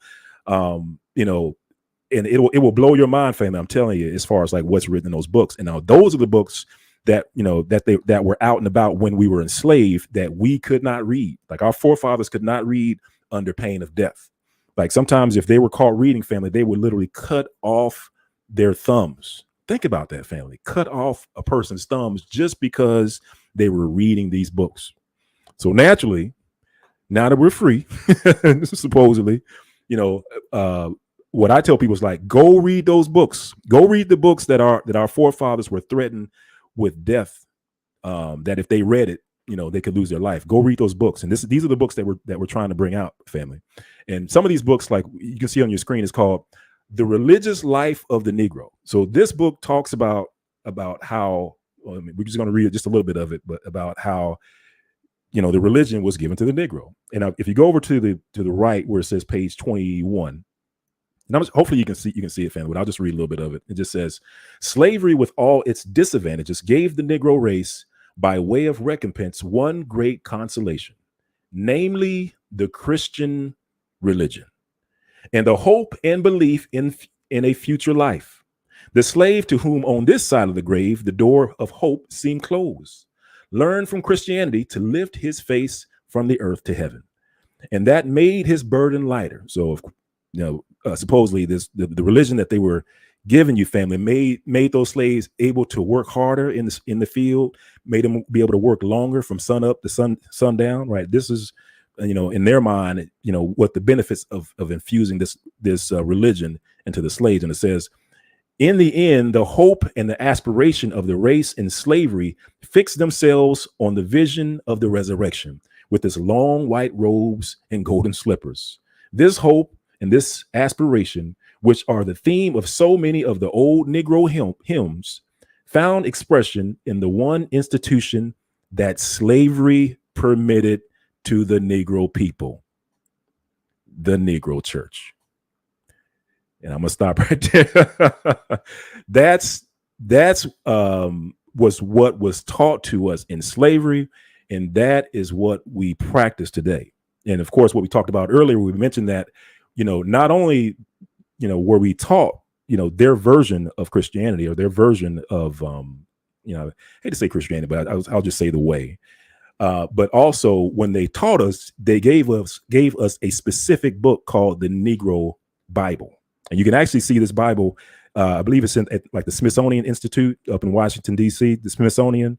And that Bible museum, what you'll find is that if you were to open that Bible, and I think there's also some digital versions on the online that you can get as well. But if you were to open it up, you'll find a couple of things missing. You'll find the redemption of Israel missing. You'll find the law, statutes, and commandments are missing, right?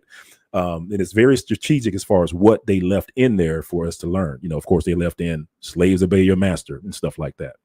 But anyway, family, like I said, if you're interested, check it out. It's on the Benaiah Israel channel on YouTube. You can see on the top left-hand corner of the screen, it says Hidden Hebrews 5 Endgame Part 1. So in this video series, we do talk a little bit about, the Christian church and how it was impacted by going under the rulership or the authority of the Gentiles. So basically, once the Gentiles took over, Gentiles then turned around and started persecuting the Israelites. Gentiles started making changes to it, right? And they started saying things like, they gave us like the what do you call it? The church fathers, right? They said, hey, well, these are the church fathers. Well, wait a minute. The church fathers are all Gentiles. That's never been in the scripture. You've never seen that in both Old and New Testament, where the Gentiles are the fathers of this, of the religion. That's just not happened, right? But that's one of the new things that came out of the religion being changed. But also, family, let me show you this other thing as well. So, point one, during the time of slavery, for better or for worse, we were taught, we were taught our religion from the slave masters, and those are the practices that we learn today. But also, family, there was also another event that happened, and that's what we were talking about before, and that is the Inquisition.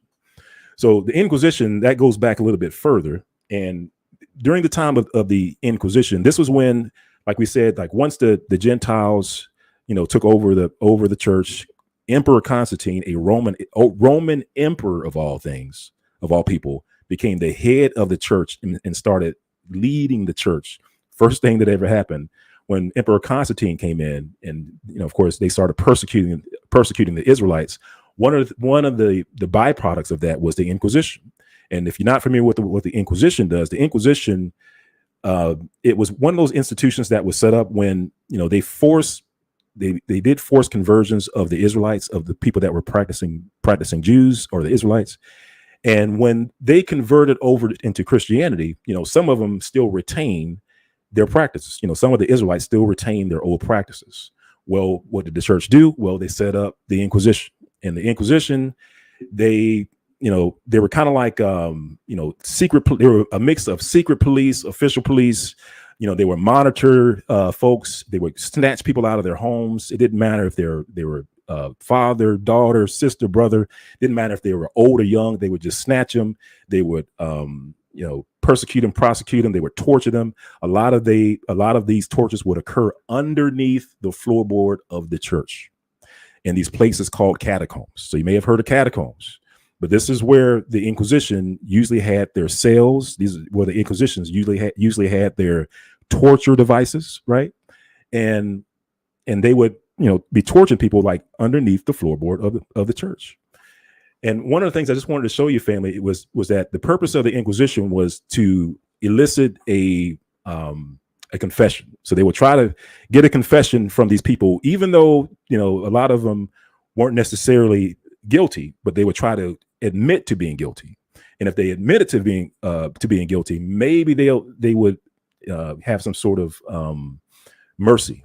However, if they didn't, if they refused to become a Christian, if they refused to throw away their laws, statutes, and commandments of the Most High, and instead take on these pagan traditions, then that would lead to what's called an auto de fe. And an auto de fe, family, is basically this huge ceremony, and it's usually held in one or two places. It's either held at the Christian church on Sunday morning, or it's held at the city square on Sunday morning. And of course, you can think, just think of it like a football game. They set up the bleachers, they set up the stands, they invited everyone to come out. And then once everyone come out, it was this, there was a sermon that was given, and then the heretics that, that were obstinate in their beliefs, they would bring them out, fasten them to these poles that had these wood piles underneath it, and then they would burn them. They would set them on fire. And let me see, I think I have a one or two of those up here. So a couple of things to note, family. So the book that contains the Inquisition laws, like there's a book that contains the Inquisition laws that it lists the laws, but it also lists out the punishments. And what I tell people is that, like, this is where you start to see the term black start just popping up because Israelites back then, family, like we were known to be black. Like Israelites was known to be black. That was just facts back then. And not only were they known to be black, it's like things that dealt with them, like the Inquisition, like the book of the Inquisition that was directed against the Israelites. It was called the Black Book. And or when the Israelites got sick over in Europe, they called it the Black Death. Come on, family. And then when they would persecute the Israelites and then they would turn around and deny it, they would call it a black legend. Black, black, black, and black, right? You just see that all the way down the board. But in the Black Book of the Inquisition, what you'll find, family, is that there were certain things that they called out, that they didn't want, if they found you doing this, then you would be guilty, and they could arrest them, they could confiscate their goods and torture them, and then try to elicit a confession, and then go through all that stuff with the Inquisition that I was telling you about earlier. But I just wanted to read just a little bit of the Inquisition to you, family. And this is just some of the things that they were looking for. And hopefully you can see it on the screen. It says, and first, and these are things that they were looking for, family.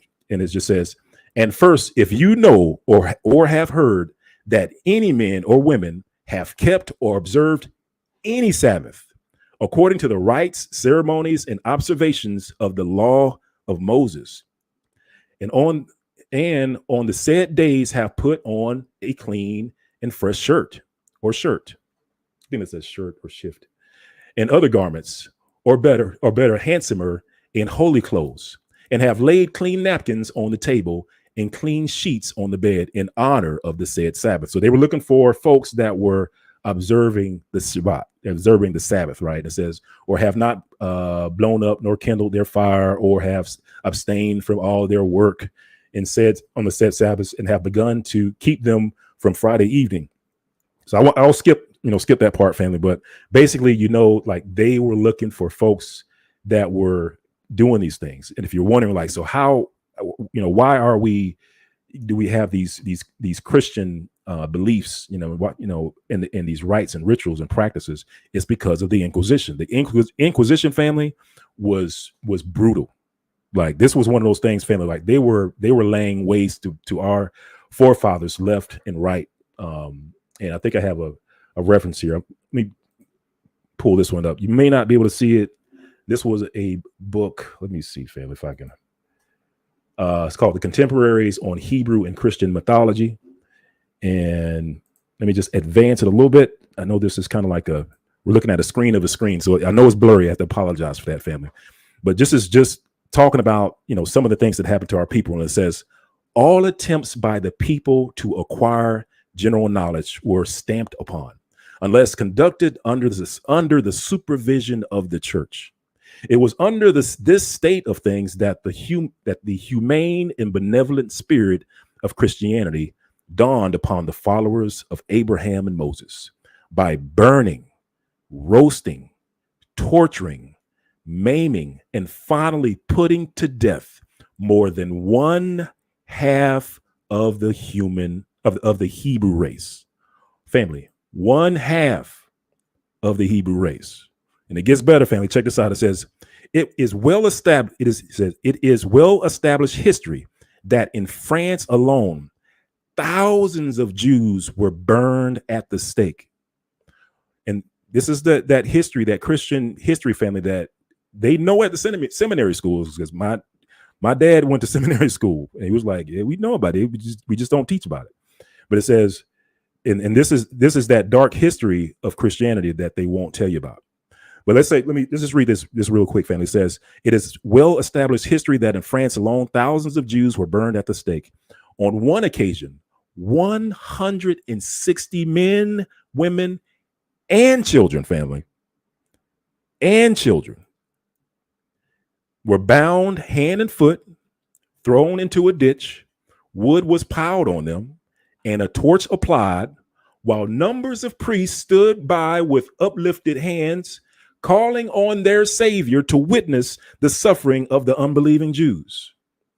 Whole families were burned in this funeral pyre for the reason that the pious Christians could not see them separated. So, family, this is why we believe what we believe because there's a persecution that took place where they usually purged family. I'm telling you, they purged out, those of us that were practicing our faith, our ancestors that were practicing, trying to adhere to the law, statutes, and commandments. So again, you got the Inquisition, and then you also have, the teaching over in the States. When we got over in the States, we were also taught, our religion by the slave master. So those two things, family, that's why we believe what we believe, and that answers Donnie McClurkin's question as far as why do we do the things that we do? It's because the Inquisition and the slave masters. And I can stop sharing, Pastor Kelly, if you're ready. Okay. And I know you have more, because I know once I set this up, this is going to tie right into what you just pointed out, what you just laid out. I mean, great information that you shared. And I'm getting ready to share another bombshell with some of the people that may not have heard this before. And it's still going to tie into what you pointed out. And here we go. So, family, remember I mentioned earlier about how the Talmud says okay about Moloch worship. Let me show you this here. Let me show you this. I like to give sources because of where we are right now with how communities are trying to find whatever they can to suppress our channels. So let's go to the Talmud, Sanhedrin 64a, right? And when we go to 64a, this is what it says, and this is what's highlighted in the back here, just so you guys know it. It says Mishnah. So this is dealing with the Mishnah. You can find these references in the Mishnah as well. So it says here, he who gives his seed to Moloch incurs no punishment. Now, come on, family. Just like what Benaiah laid out, the Torah talks about not giving our seeds, not matter of fact, Moloch worship altogether, but also what? Passing out children's sacrifices, passing them through the fire. But in the Mishnah, in the Talmud, because the Talmud has inputs from the Mishnah and other sources, but it says here, he who gives his seed to Moloch or Molech incurs no punishment unless he delivers it to Molech and cause it to pass through the fire. You see how they write it out, though? It's like it's saying it's no issues if you have your children worshiping Molech, long as you don't sacrifice through the fire. But then it goes on to say, if he gave it to Molech, but did not cause it to go through the fire, or the reverse, he incurs no penalty unless he does both. That's not biblical. Then the Gemara. The Mishnah teaches idolatry and giving to Molech, right? This is what a rabbi said, but it says our Mishnah is in accordance with the view that Molech worship is not idolatry. For it has been taught, if one causes his seed to pass through the fire, whether to Molech or any other idol, he is liable to death. But it goes on to say, Rabbi Eliezer, son of Rabbi Simeon, said, if to Molech, he is liable. If to another idol, he is not liable. You see, so one said, hey, you know what? I'm going to say that if you pass your seed through the fire, they could worship them. But hey, if you sacrifice your child, then there's a liability.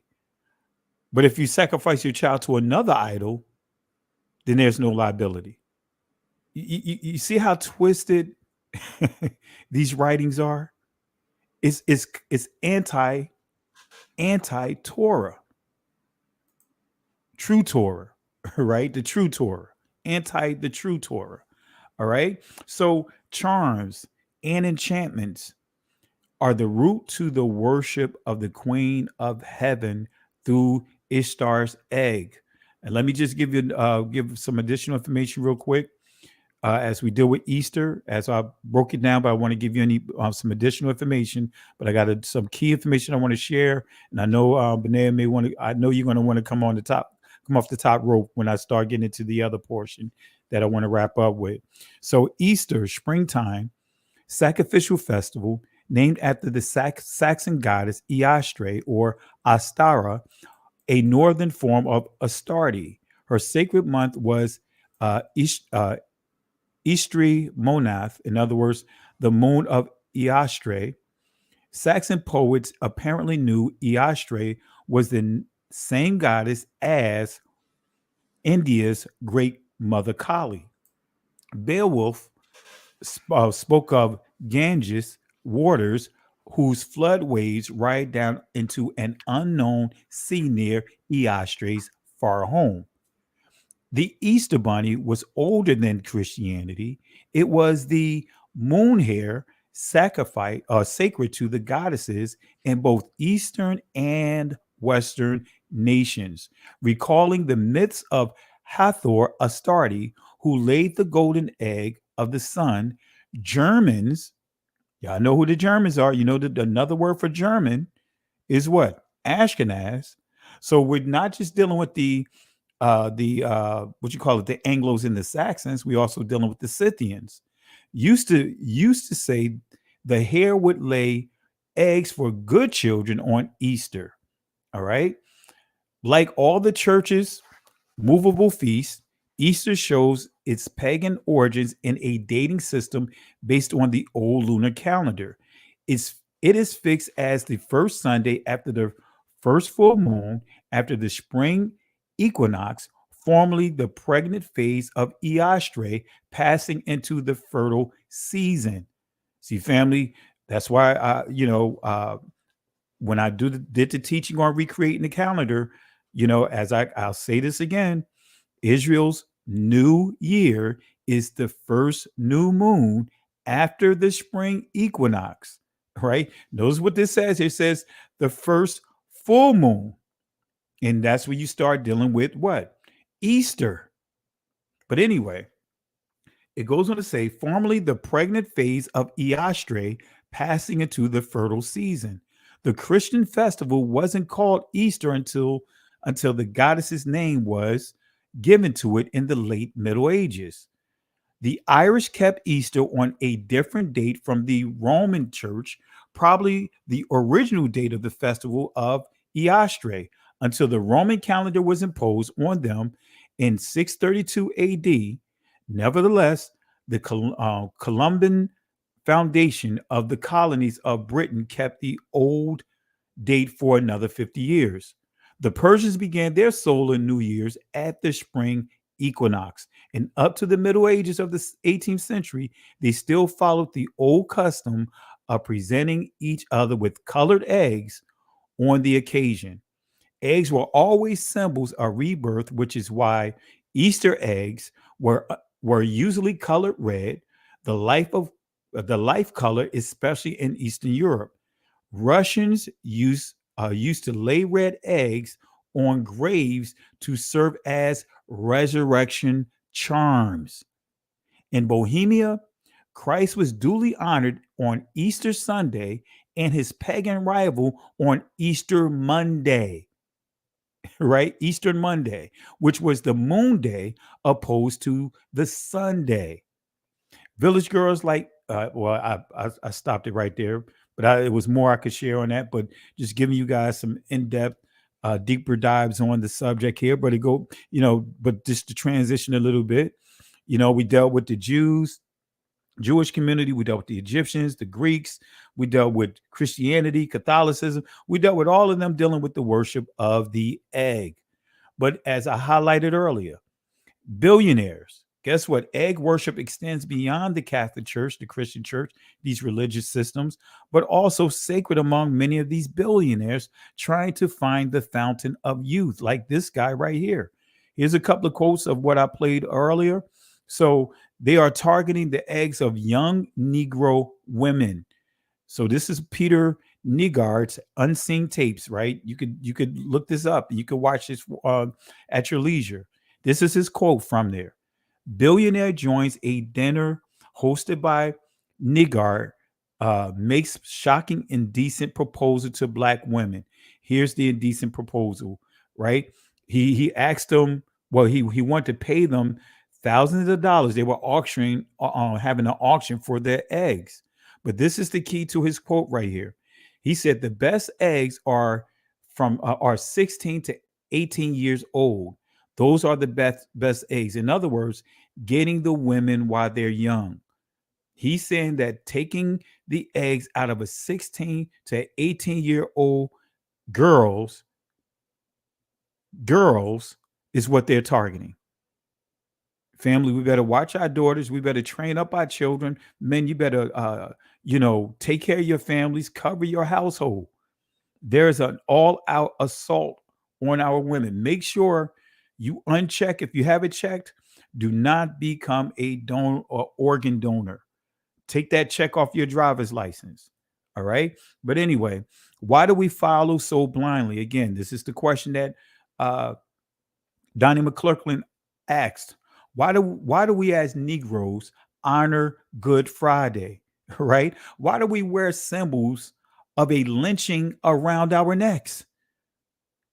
Why do you wear that? Why some of you guys, and I'm not saying you guys in this awakening are still wearing it, why you got that cross around your neck for some of the Christians that are watching this, watching this live? Why? Why? That's just like a Negro, one of our brothers and sisters wearing a lynching tree. It's just as bad. So why are we wearing symbols around our neck that's the signal of lynching, right? The images of lynching. Why did the Romans pierce the Messiah in his side? Right? These are some serious, simple questions. I'm going to answer these questions. John 19, starting at verse 34. This is giving you some scripture references. But one of the soldiers with a spear pierced his side, and forthwith came there out blood and water. And he said, and he that saw it bear record, and his record is true, and he knoweth that he saith true, that ye might believe. But he didn't stop there. It goes on to say, for these things were done that the scripture should be fulfilled. A bone of him shall not be broken. But here's the kicker. Verse 37, and again another scripture saith, they shall look on him whom they pierced. Let's go to the prophecy here real quick. Zechariah chapter 12, verse 10. This is the prophecy right here. It says this, and I will pour upon the house of David and upon the inhabitants of Jerusalem. This is where the remnant of all 12 tribes dwell in Jerusalem. The spirit of grace and of supplication. They shall look upon me whom they have pierced, and they shall mourn for him as one mourneth for his only son, and shall be in bitterness for him as one that is in bitterness for his firstborn. And that day shall be there shall be a great mourning in Jerusalem. So in a nutshell, it's telling us that Israel is going to be in a great mourning for what? For denying the Messiah, setting him up to be to be lynched. That's what this is saying. Eventually, Israel is going to what? Come to repentance, not chasing behind their. When I say they, the Christian messiahs that they have created, the Judaism, the name still is created their own little messiahs. No, the Hamashiach, the Negro Israelite Messiah. All right, but anyway. So what's the significance of their actions? Let's get back to that point of the piercing. Let's go to Matthew chapter 24, verse 5 through 8. And this is going to answer the question. For many shall come in my name, saying, I am Mashiach, and shall deceive many. And ye shall hear wars and rumors of wars. See that ye be not troubled, for all these things must come to pass, but the end is not yet. For nation shall rise against nations, kingdoms against kingdoms. There shall be famines, pestilence, earthquakes in divers places. All these things are the beginning of sorrows. Bara Maccabi, right? Maccabi or Maccabiah, right? So this is where you get the word Maccabees from. So guess what? The Maccabees was a time of sorrow. But of course, the Messiah is not prophesying something in reverse. He's dealing with the future. Okay. So when we look at here, these are the Hebrew words for sorrow is Makabai, right? I'm saying it from the ancient Hebrew, right? So here's the Hebrew definition of it. It says anguish, affliction, grief, pain. But let's look at this word from the Greek. Let's see what it says in the Greek. Pain, sorrow, travail. But look at the Greek word for affliction.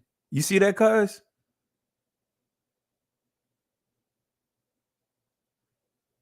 You see that name there? Odin. Wow. The Greek word is Odin, which means pain, sorrow, travail, transliterated to Odin, pronounced Odin. And Odin is synonymous to Zeus. And notice what it says in the entry number 2, intolerable anguish, in reference to the dire calamities precede the advent of the Messiah. So the Greek word for sorrow is Odin. And that's the image of Odin right there, right? All you need is to put what? One of those white hoodies on them. Right?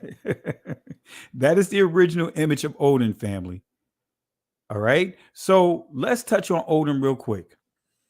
Odin, he's referred to as Norse All Father, called God of the Hanged, because the trees of his sacred groves. Now we see the worship of the tree, right? Tree worship, Astarte, at Uppsala were laden with hanged human sacrifices, even as late as the 10th century.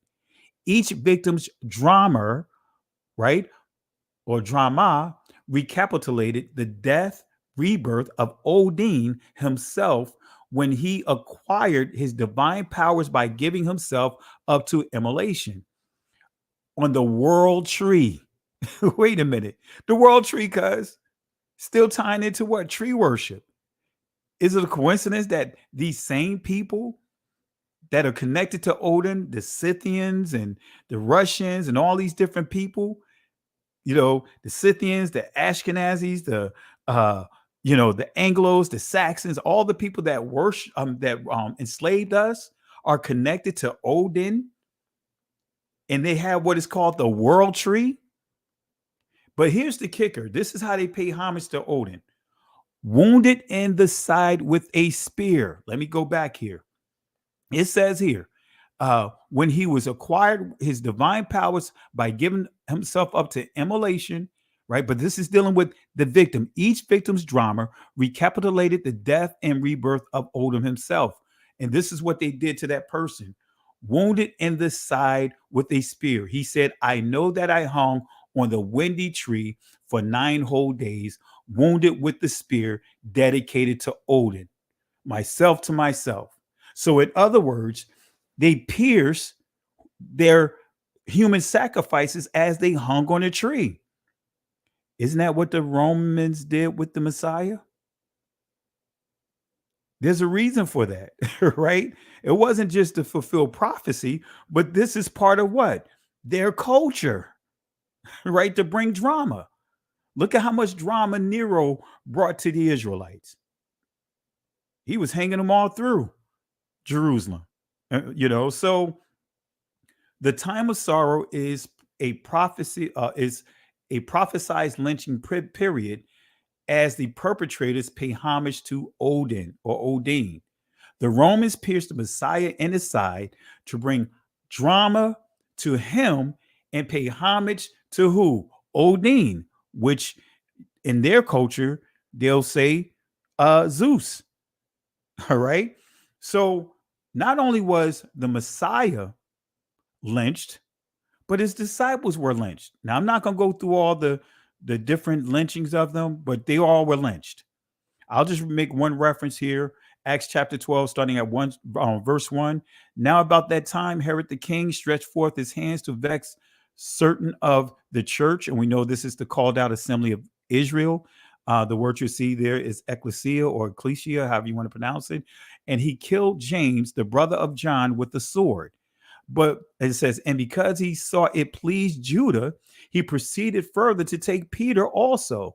Then were the days of unleavened bread, right? So these are some of the additional sources, like Eusebius of Caesarea, ecclesiastical history. He gives you references on what happened to Apostle John.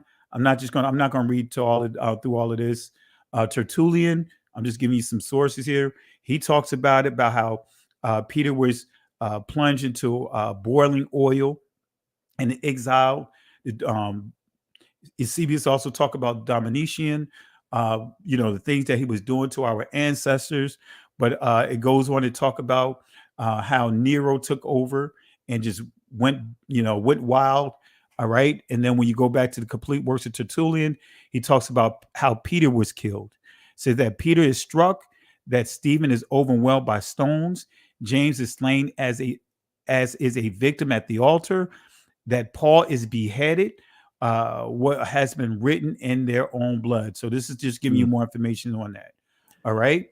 And then going back to, you're going to say something, Cuz? Well, I was going to point out, if you notice in that first slide you showed, it was Herod the Idumean. So there again, that's like, those are those people again, coming against the Most High's people. And it looks like he didn't waste any time coming against the Israelites.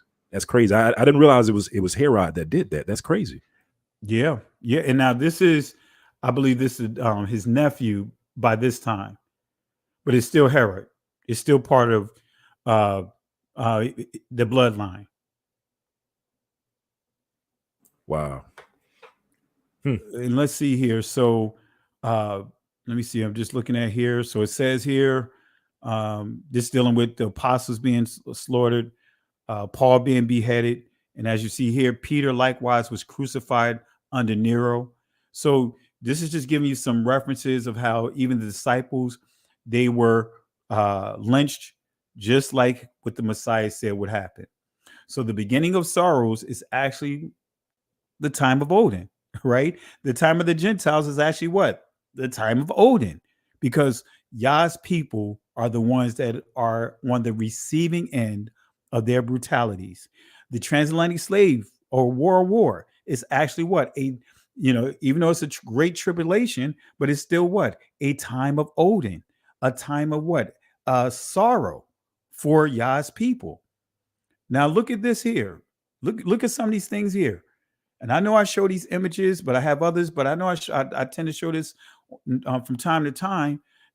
On the left, right here, this is a mother who's hung with her own son, both of them were raped. He was sodomized by over 40 white men. And there's the bridge that they're being hung from. You can see the white perpetrators, their perpetrators on the bridge, standing on the bridge. This is a postcard. That's why you see it says copyright 1911. This is an actual postcard. Here in the middle, that's right. They were selling 12 dozen of our people's ears.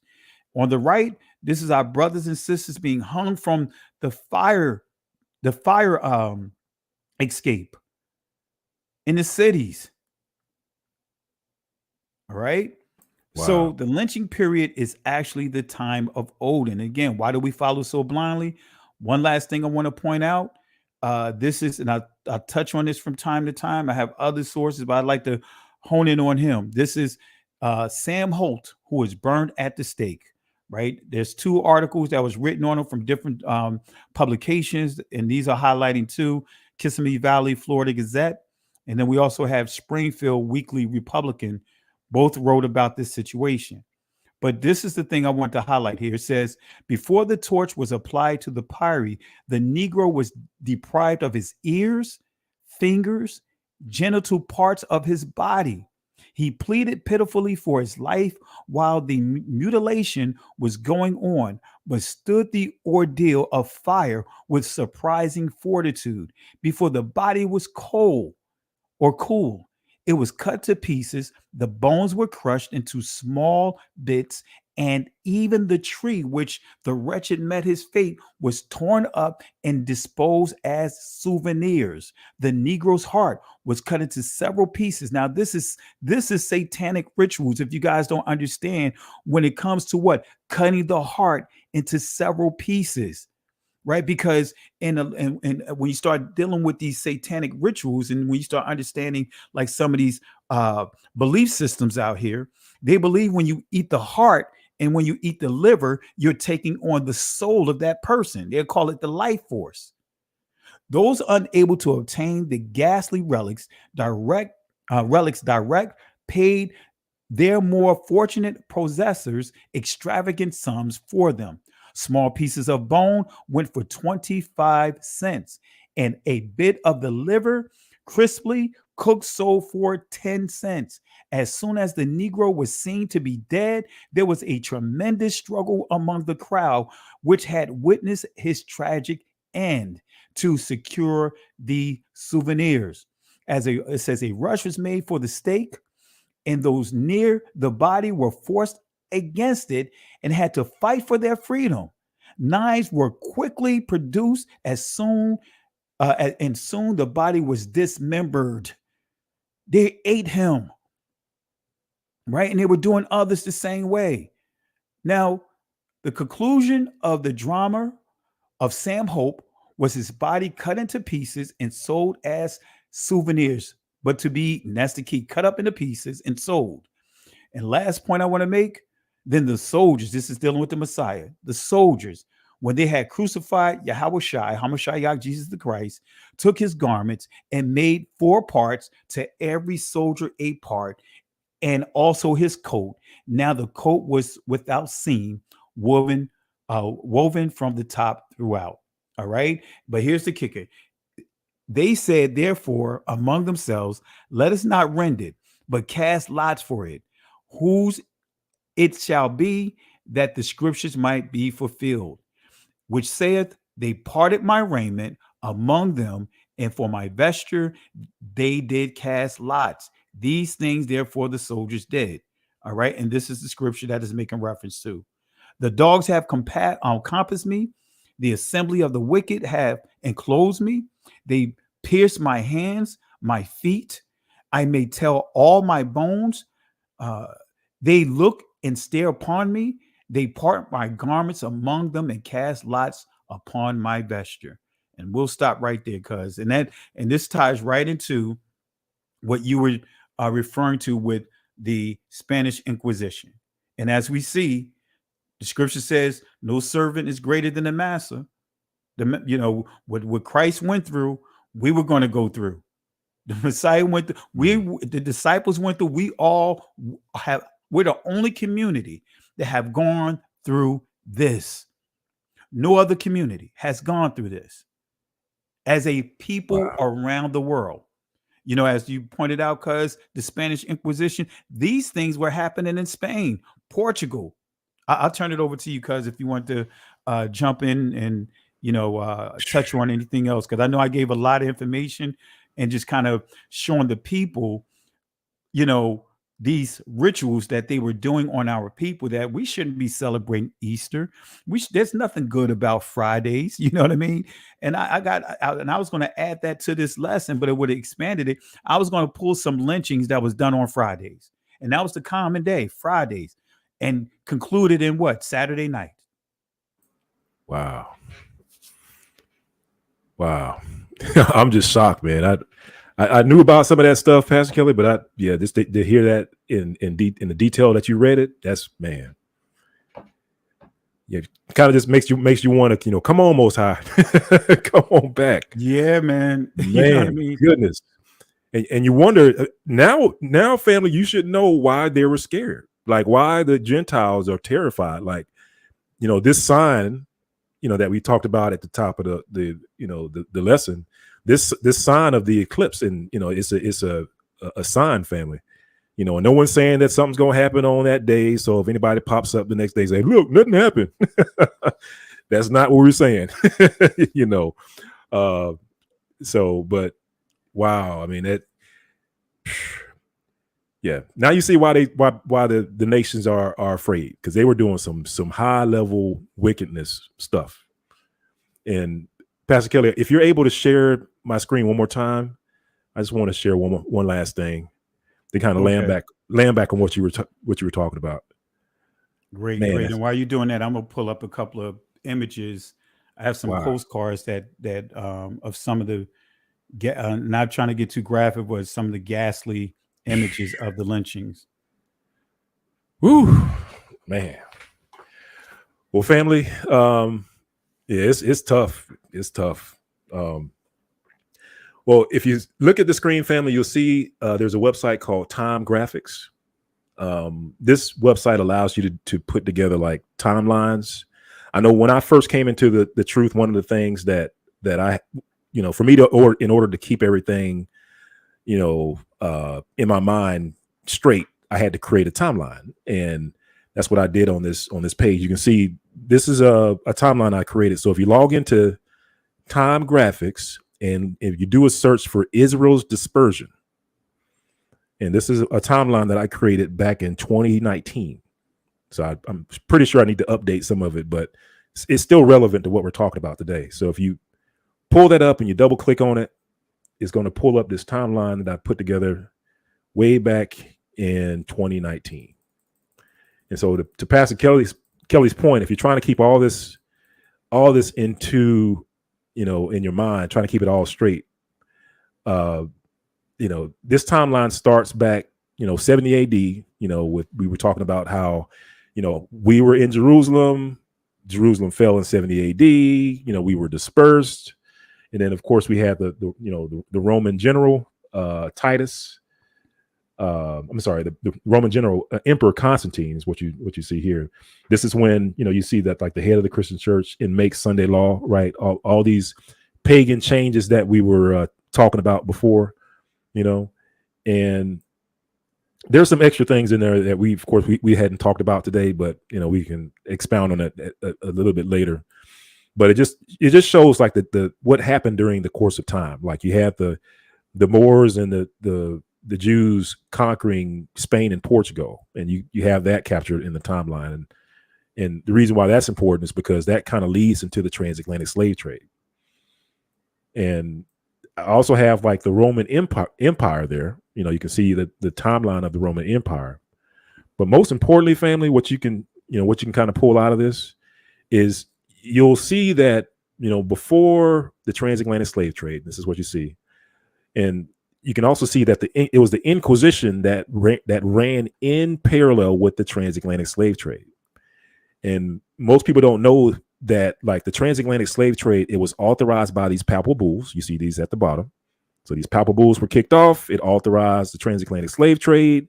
At the same time, you have a papal bull that also authorized the Inquisition. So that's important, family. You have the same institution, the Roman Catholic Church, authorizing the transatlantic slave trade and also authorizing the Inquisition. They were so much tied together, family, that whenever like slavery was controlled during these times by this thing called asientos.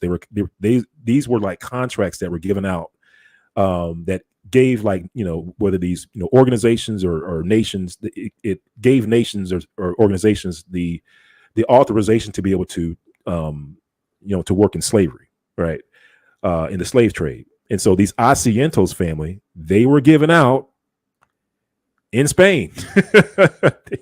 They were written and given out in Spain, same place where the Inquisition, right, started, in Spain. Like all this stuff goes back to Spain, and this is why we don't know who we are, because the portion of Spain was left out of our history, right? But yeah, family, you get a chance, just check it out. It kind of puts everything into the timeline. As time goes on, I'll start adding references to these, because on each of these dots here, you can actually add references, and I've done that on a different time. I think I have multiple timelines in this program, but this is just one of them. On the other one, I have references. On this one, I don't have references, so I go back and Most High will, and I'll add the references in there. But yeah, family, you'll be able to see that all that stuff that Pastor Kelly was talking about, as far as like the persecution of Paul and the all that stuff I was telling you about, as far as like the Inquisition, and then you talk about the suffering of our people here in the States, where we are we were kind of getting burned and lynched. Like that was down here during this time. Like we were like throughout this entire timeline, family, we were persecuted.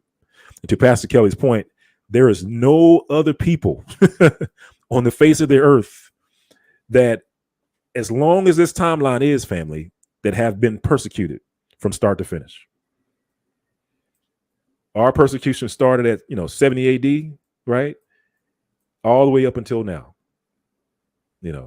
So praise the Most High. I'm looking forward to that sign that's going to be written across the U.S. Come the next Monday. So next Monday, families, when that sign gets written, and it's just a harbinger. It's a harbinger of things to come. We don't know when or what's going to happen after that. Could be years afterwards, or could be months afterwards. Who knows? Only the Most High knows. But it is a key harbinger of the next season that we're moving into.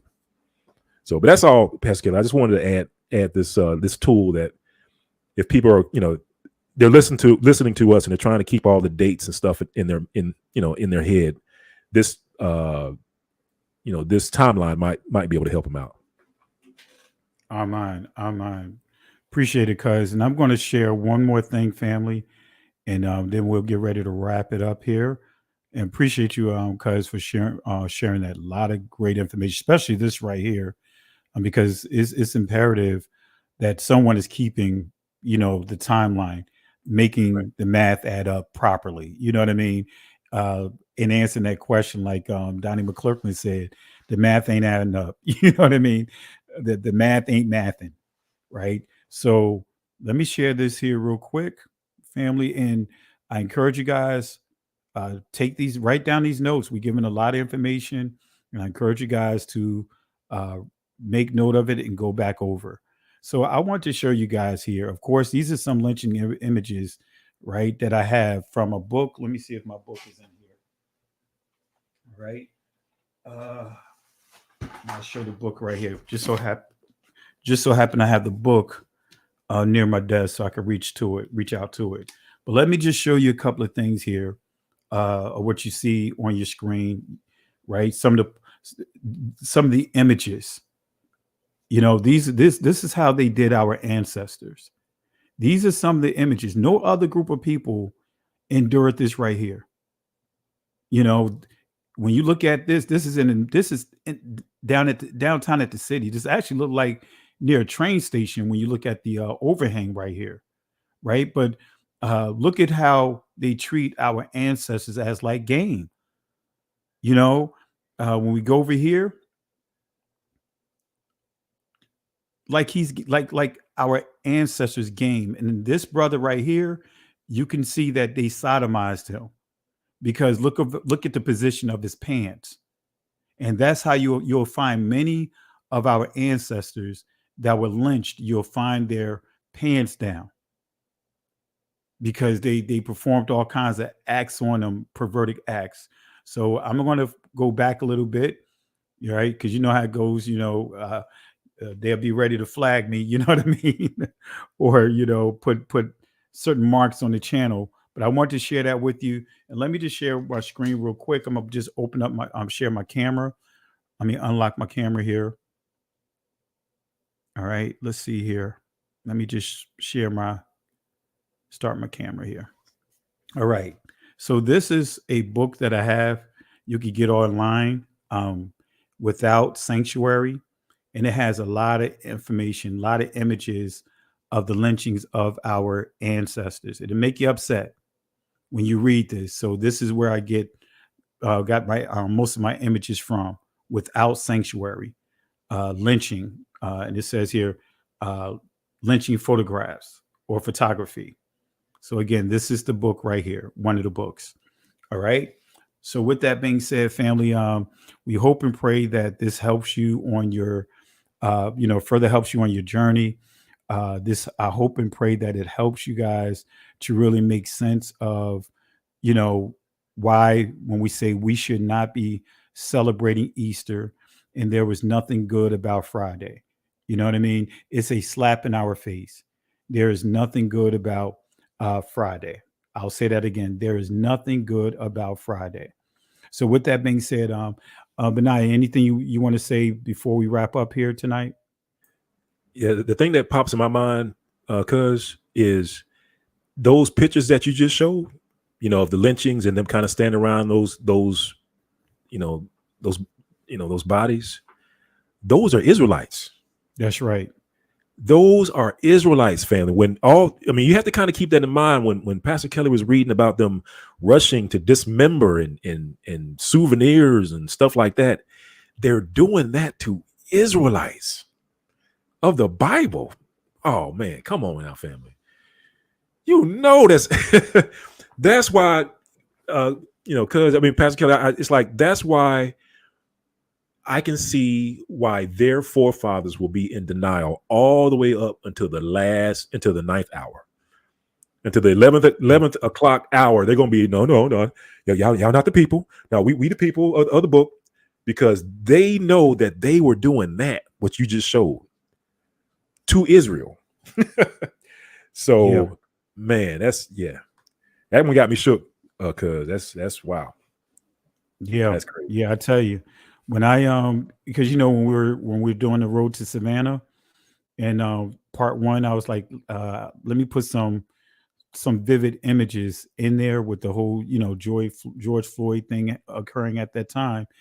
Man, when I start going into this book, and I got a few other books, man, it really makes you mad, because to your point, it's like, man, these are Israelites. There's a judgment. This is why when the scripture says, talks about curse is those that are hung from a tree, and showing how if they are not if they're not buried before sundown, it's cursing the land. It's profaning the land. So remember, it was the land that told on Cain. Remember that? Because it wasn't somebody Right. coming to tell the Most High what Cain had done. It Mm. said that the land told on him, bore witness about what he had done. So the land is crying out to the Father right now for justice. For justice. So there is justice that's going to take place, and they know it. They know it. And the scripture makes it clear. So this is how we have all the proof to show that we are the people of the book. So this is why we have to be careful, because they generalized a lot of things. They use that word Christian, they use the word Christianity, they use the word church, they use the word Jew, they use the word Gentile. They put a lot of generic constructs around us, and what the word black, the phrase Middle East, and the list goes on to further try to remove us from who we are, going from Hebo to Negro to some of the other words now to African American or colored. So those are calculated, family. So we got more that we're going to share with you guys. But I know this was an unscheduled live here, but just want to like the old school, and like my cousin said, we left meat on the bone. Last night I left a lot of meat on the bone because I didn't address this, and I wanted to make sure you guys understood the details, the depth of what Christ prophesied about what was going to happen to the Israelites. And we got more proof that we could share. But any other things you want to share, cuz, as we get ready to wrap up? Any final words you want to share with the people? And of course, I got to open up the room for you to give an award for who gets the garbage can and the 3-piece. Yeah, well, just the last quick thing, Pastor Kelly, and that is, I think I have a live scheduled for tomorrow. So most high willing, we'll do a live tomorrow. And we'll talk about the importance of the red heifer and the eclipse that's coming up on the 8th. And just kind of, it should hopefully, I always say it's going to be quick, a quick live, but it always ends up being like an hour or something. But hopefully it'll be a quick live tomorrow. We'll just kind of review some things, just make sure that everyone's aware of another effort that's underway that has to do with like red heifers and stuff like that. You can probably Google it and figure it out. But just going to review that, and also kind of review what we did so far, as far as like pulling out some of the things about the eclipse. And that's it. So yeah, thanks for having me on, Pastor. I appreciate it.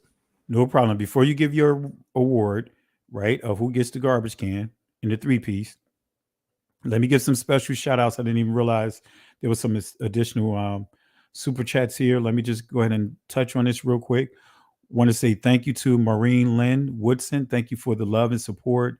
Thank you for the contribution tonight. Let's see here. Who else do we have here?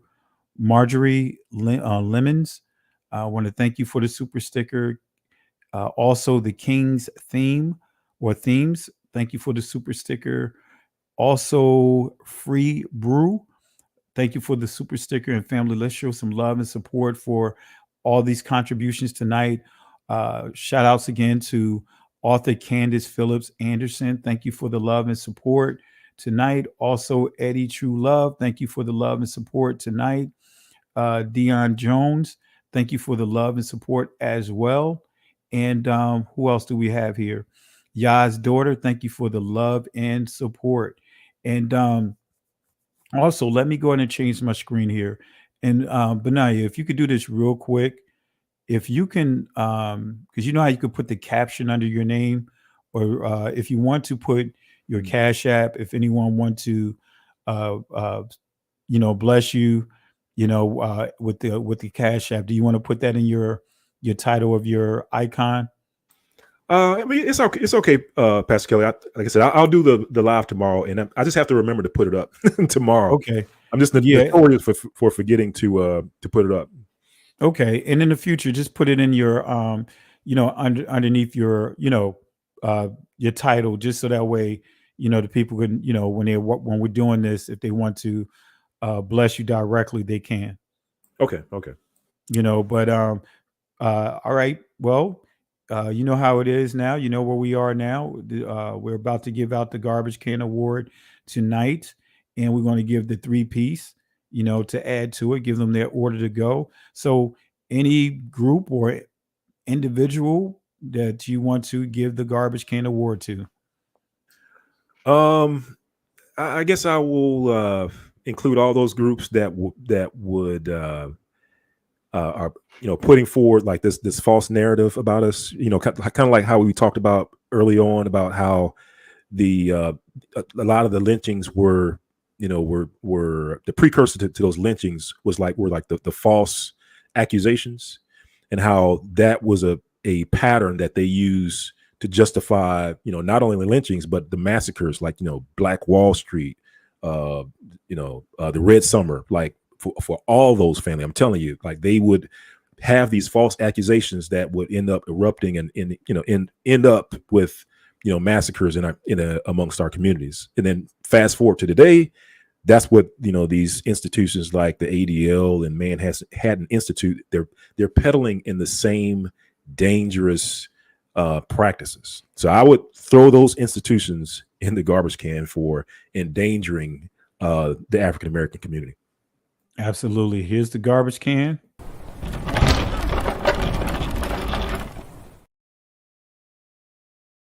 Also, let's give them the three-piece.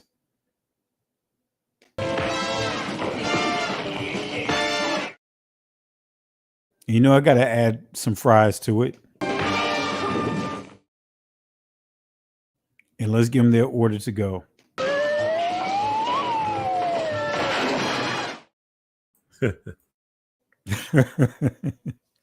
So, family, we really appreciate you guys. Thank you for the love and support. Thank you for tuning in to this unscheduled live. We really thank you for all the participation in the chat. Moderators, thank you guys for holding it down, keeping the trolls at bay. And so we really appreciate you. And so as we close up here, we're going to close out with what the very words that the Most High gave to Moses to encourage the children of Israel. And he came out of Exodus chapter, you could get this out of Exodus chapter 14, verse 13 and 14. These are the words that the Most High gave to Moses to encourage the Israelites, but also remind Moses of the authority, the power that he had given him to be able to right the ship. He said, fear ye not, stand still, see the salvation of Yahweh. These Egyptians that you see here today, they will not have power over you ever again. The Most High will fight for you. Here's the kicker, family. We have to hold our peace. The Hebrew word that's there for peace is Kharash, which means be quiet, calculated silence.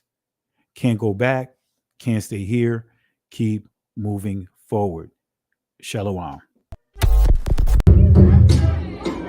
Listen, Genesis chapter 11, verse 10 explains the genealogy of Shem. Shem was a black man in Africa. If you repeat this back, Genesis 14, verse 13, Abraham steps on the scene. Being a descendant of Shem, which is a fact, means Abraham too was Abraham, born in the city of a black man, called Nimrod, grandson of Ham. Ham had 4 sons. One was named Canaan. Here, let me do some explaining. Abraham, Isaac was Jacob had 12 sons, for real, and these were the children of Israel. According to Genesis chapter 10, these were the children of Israel.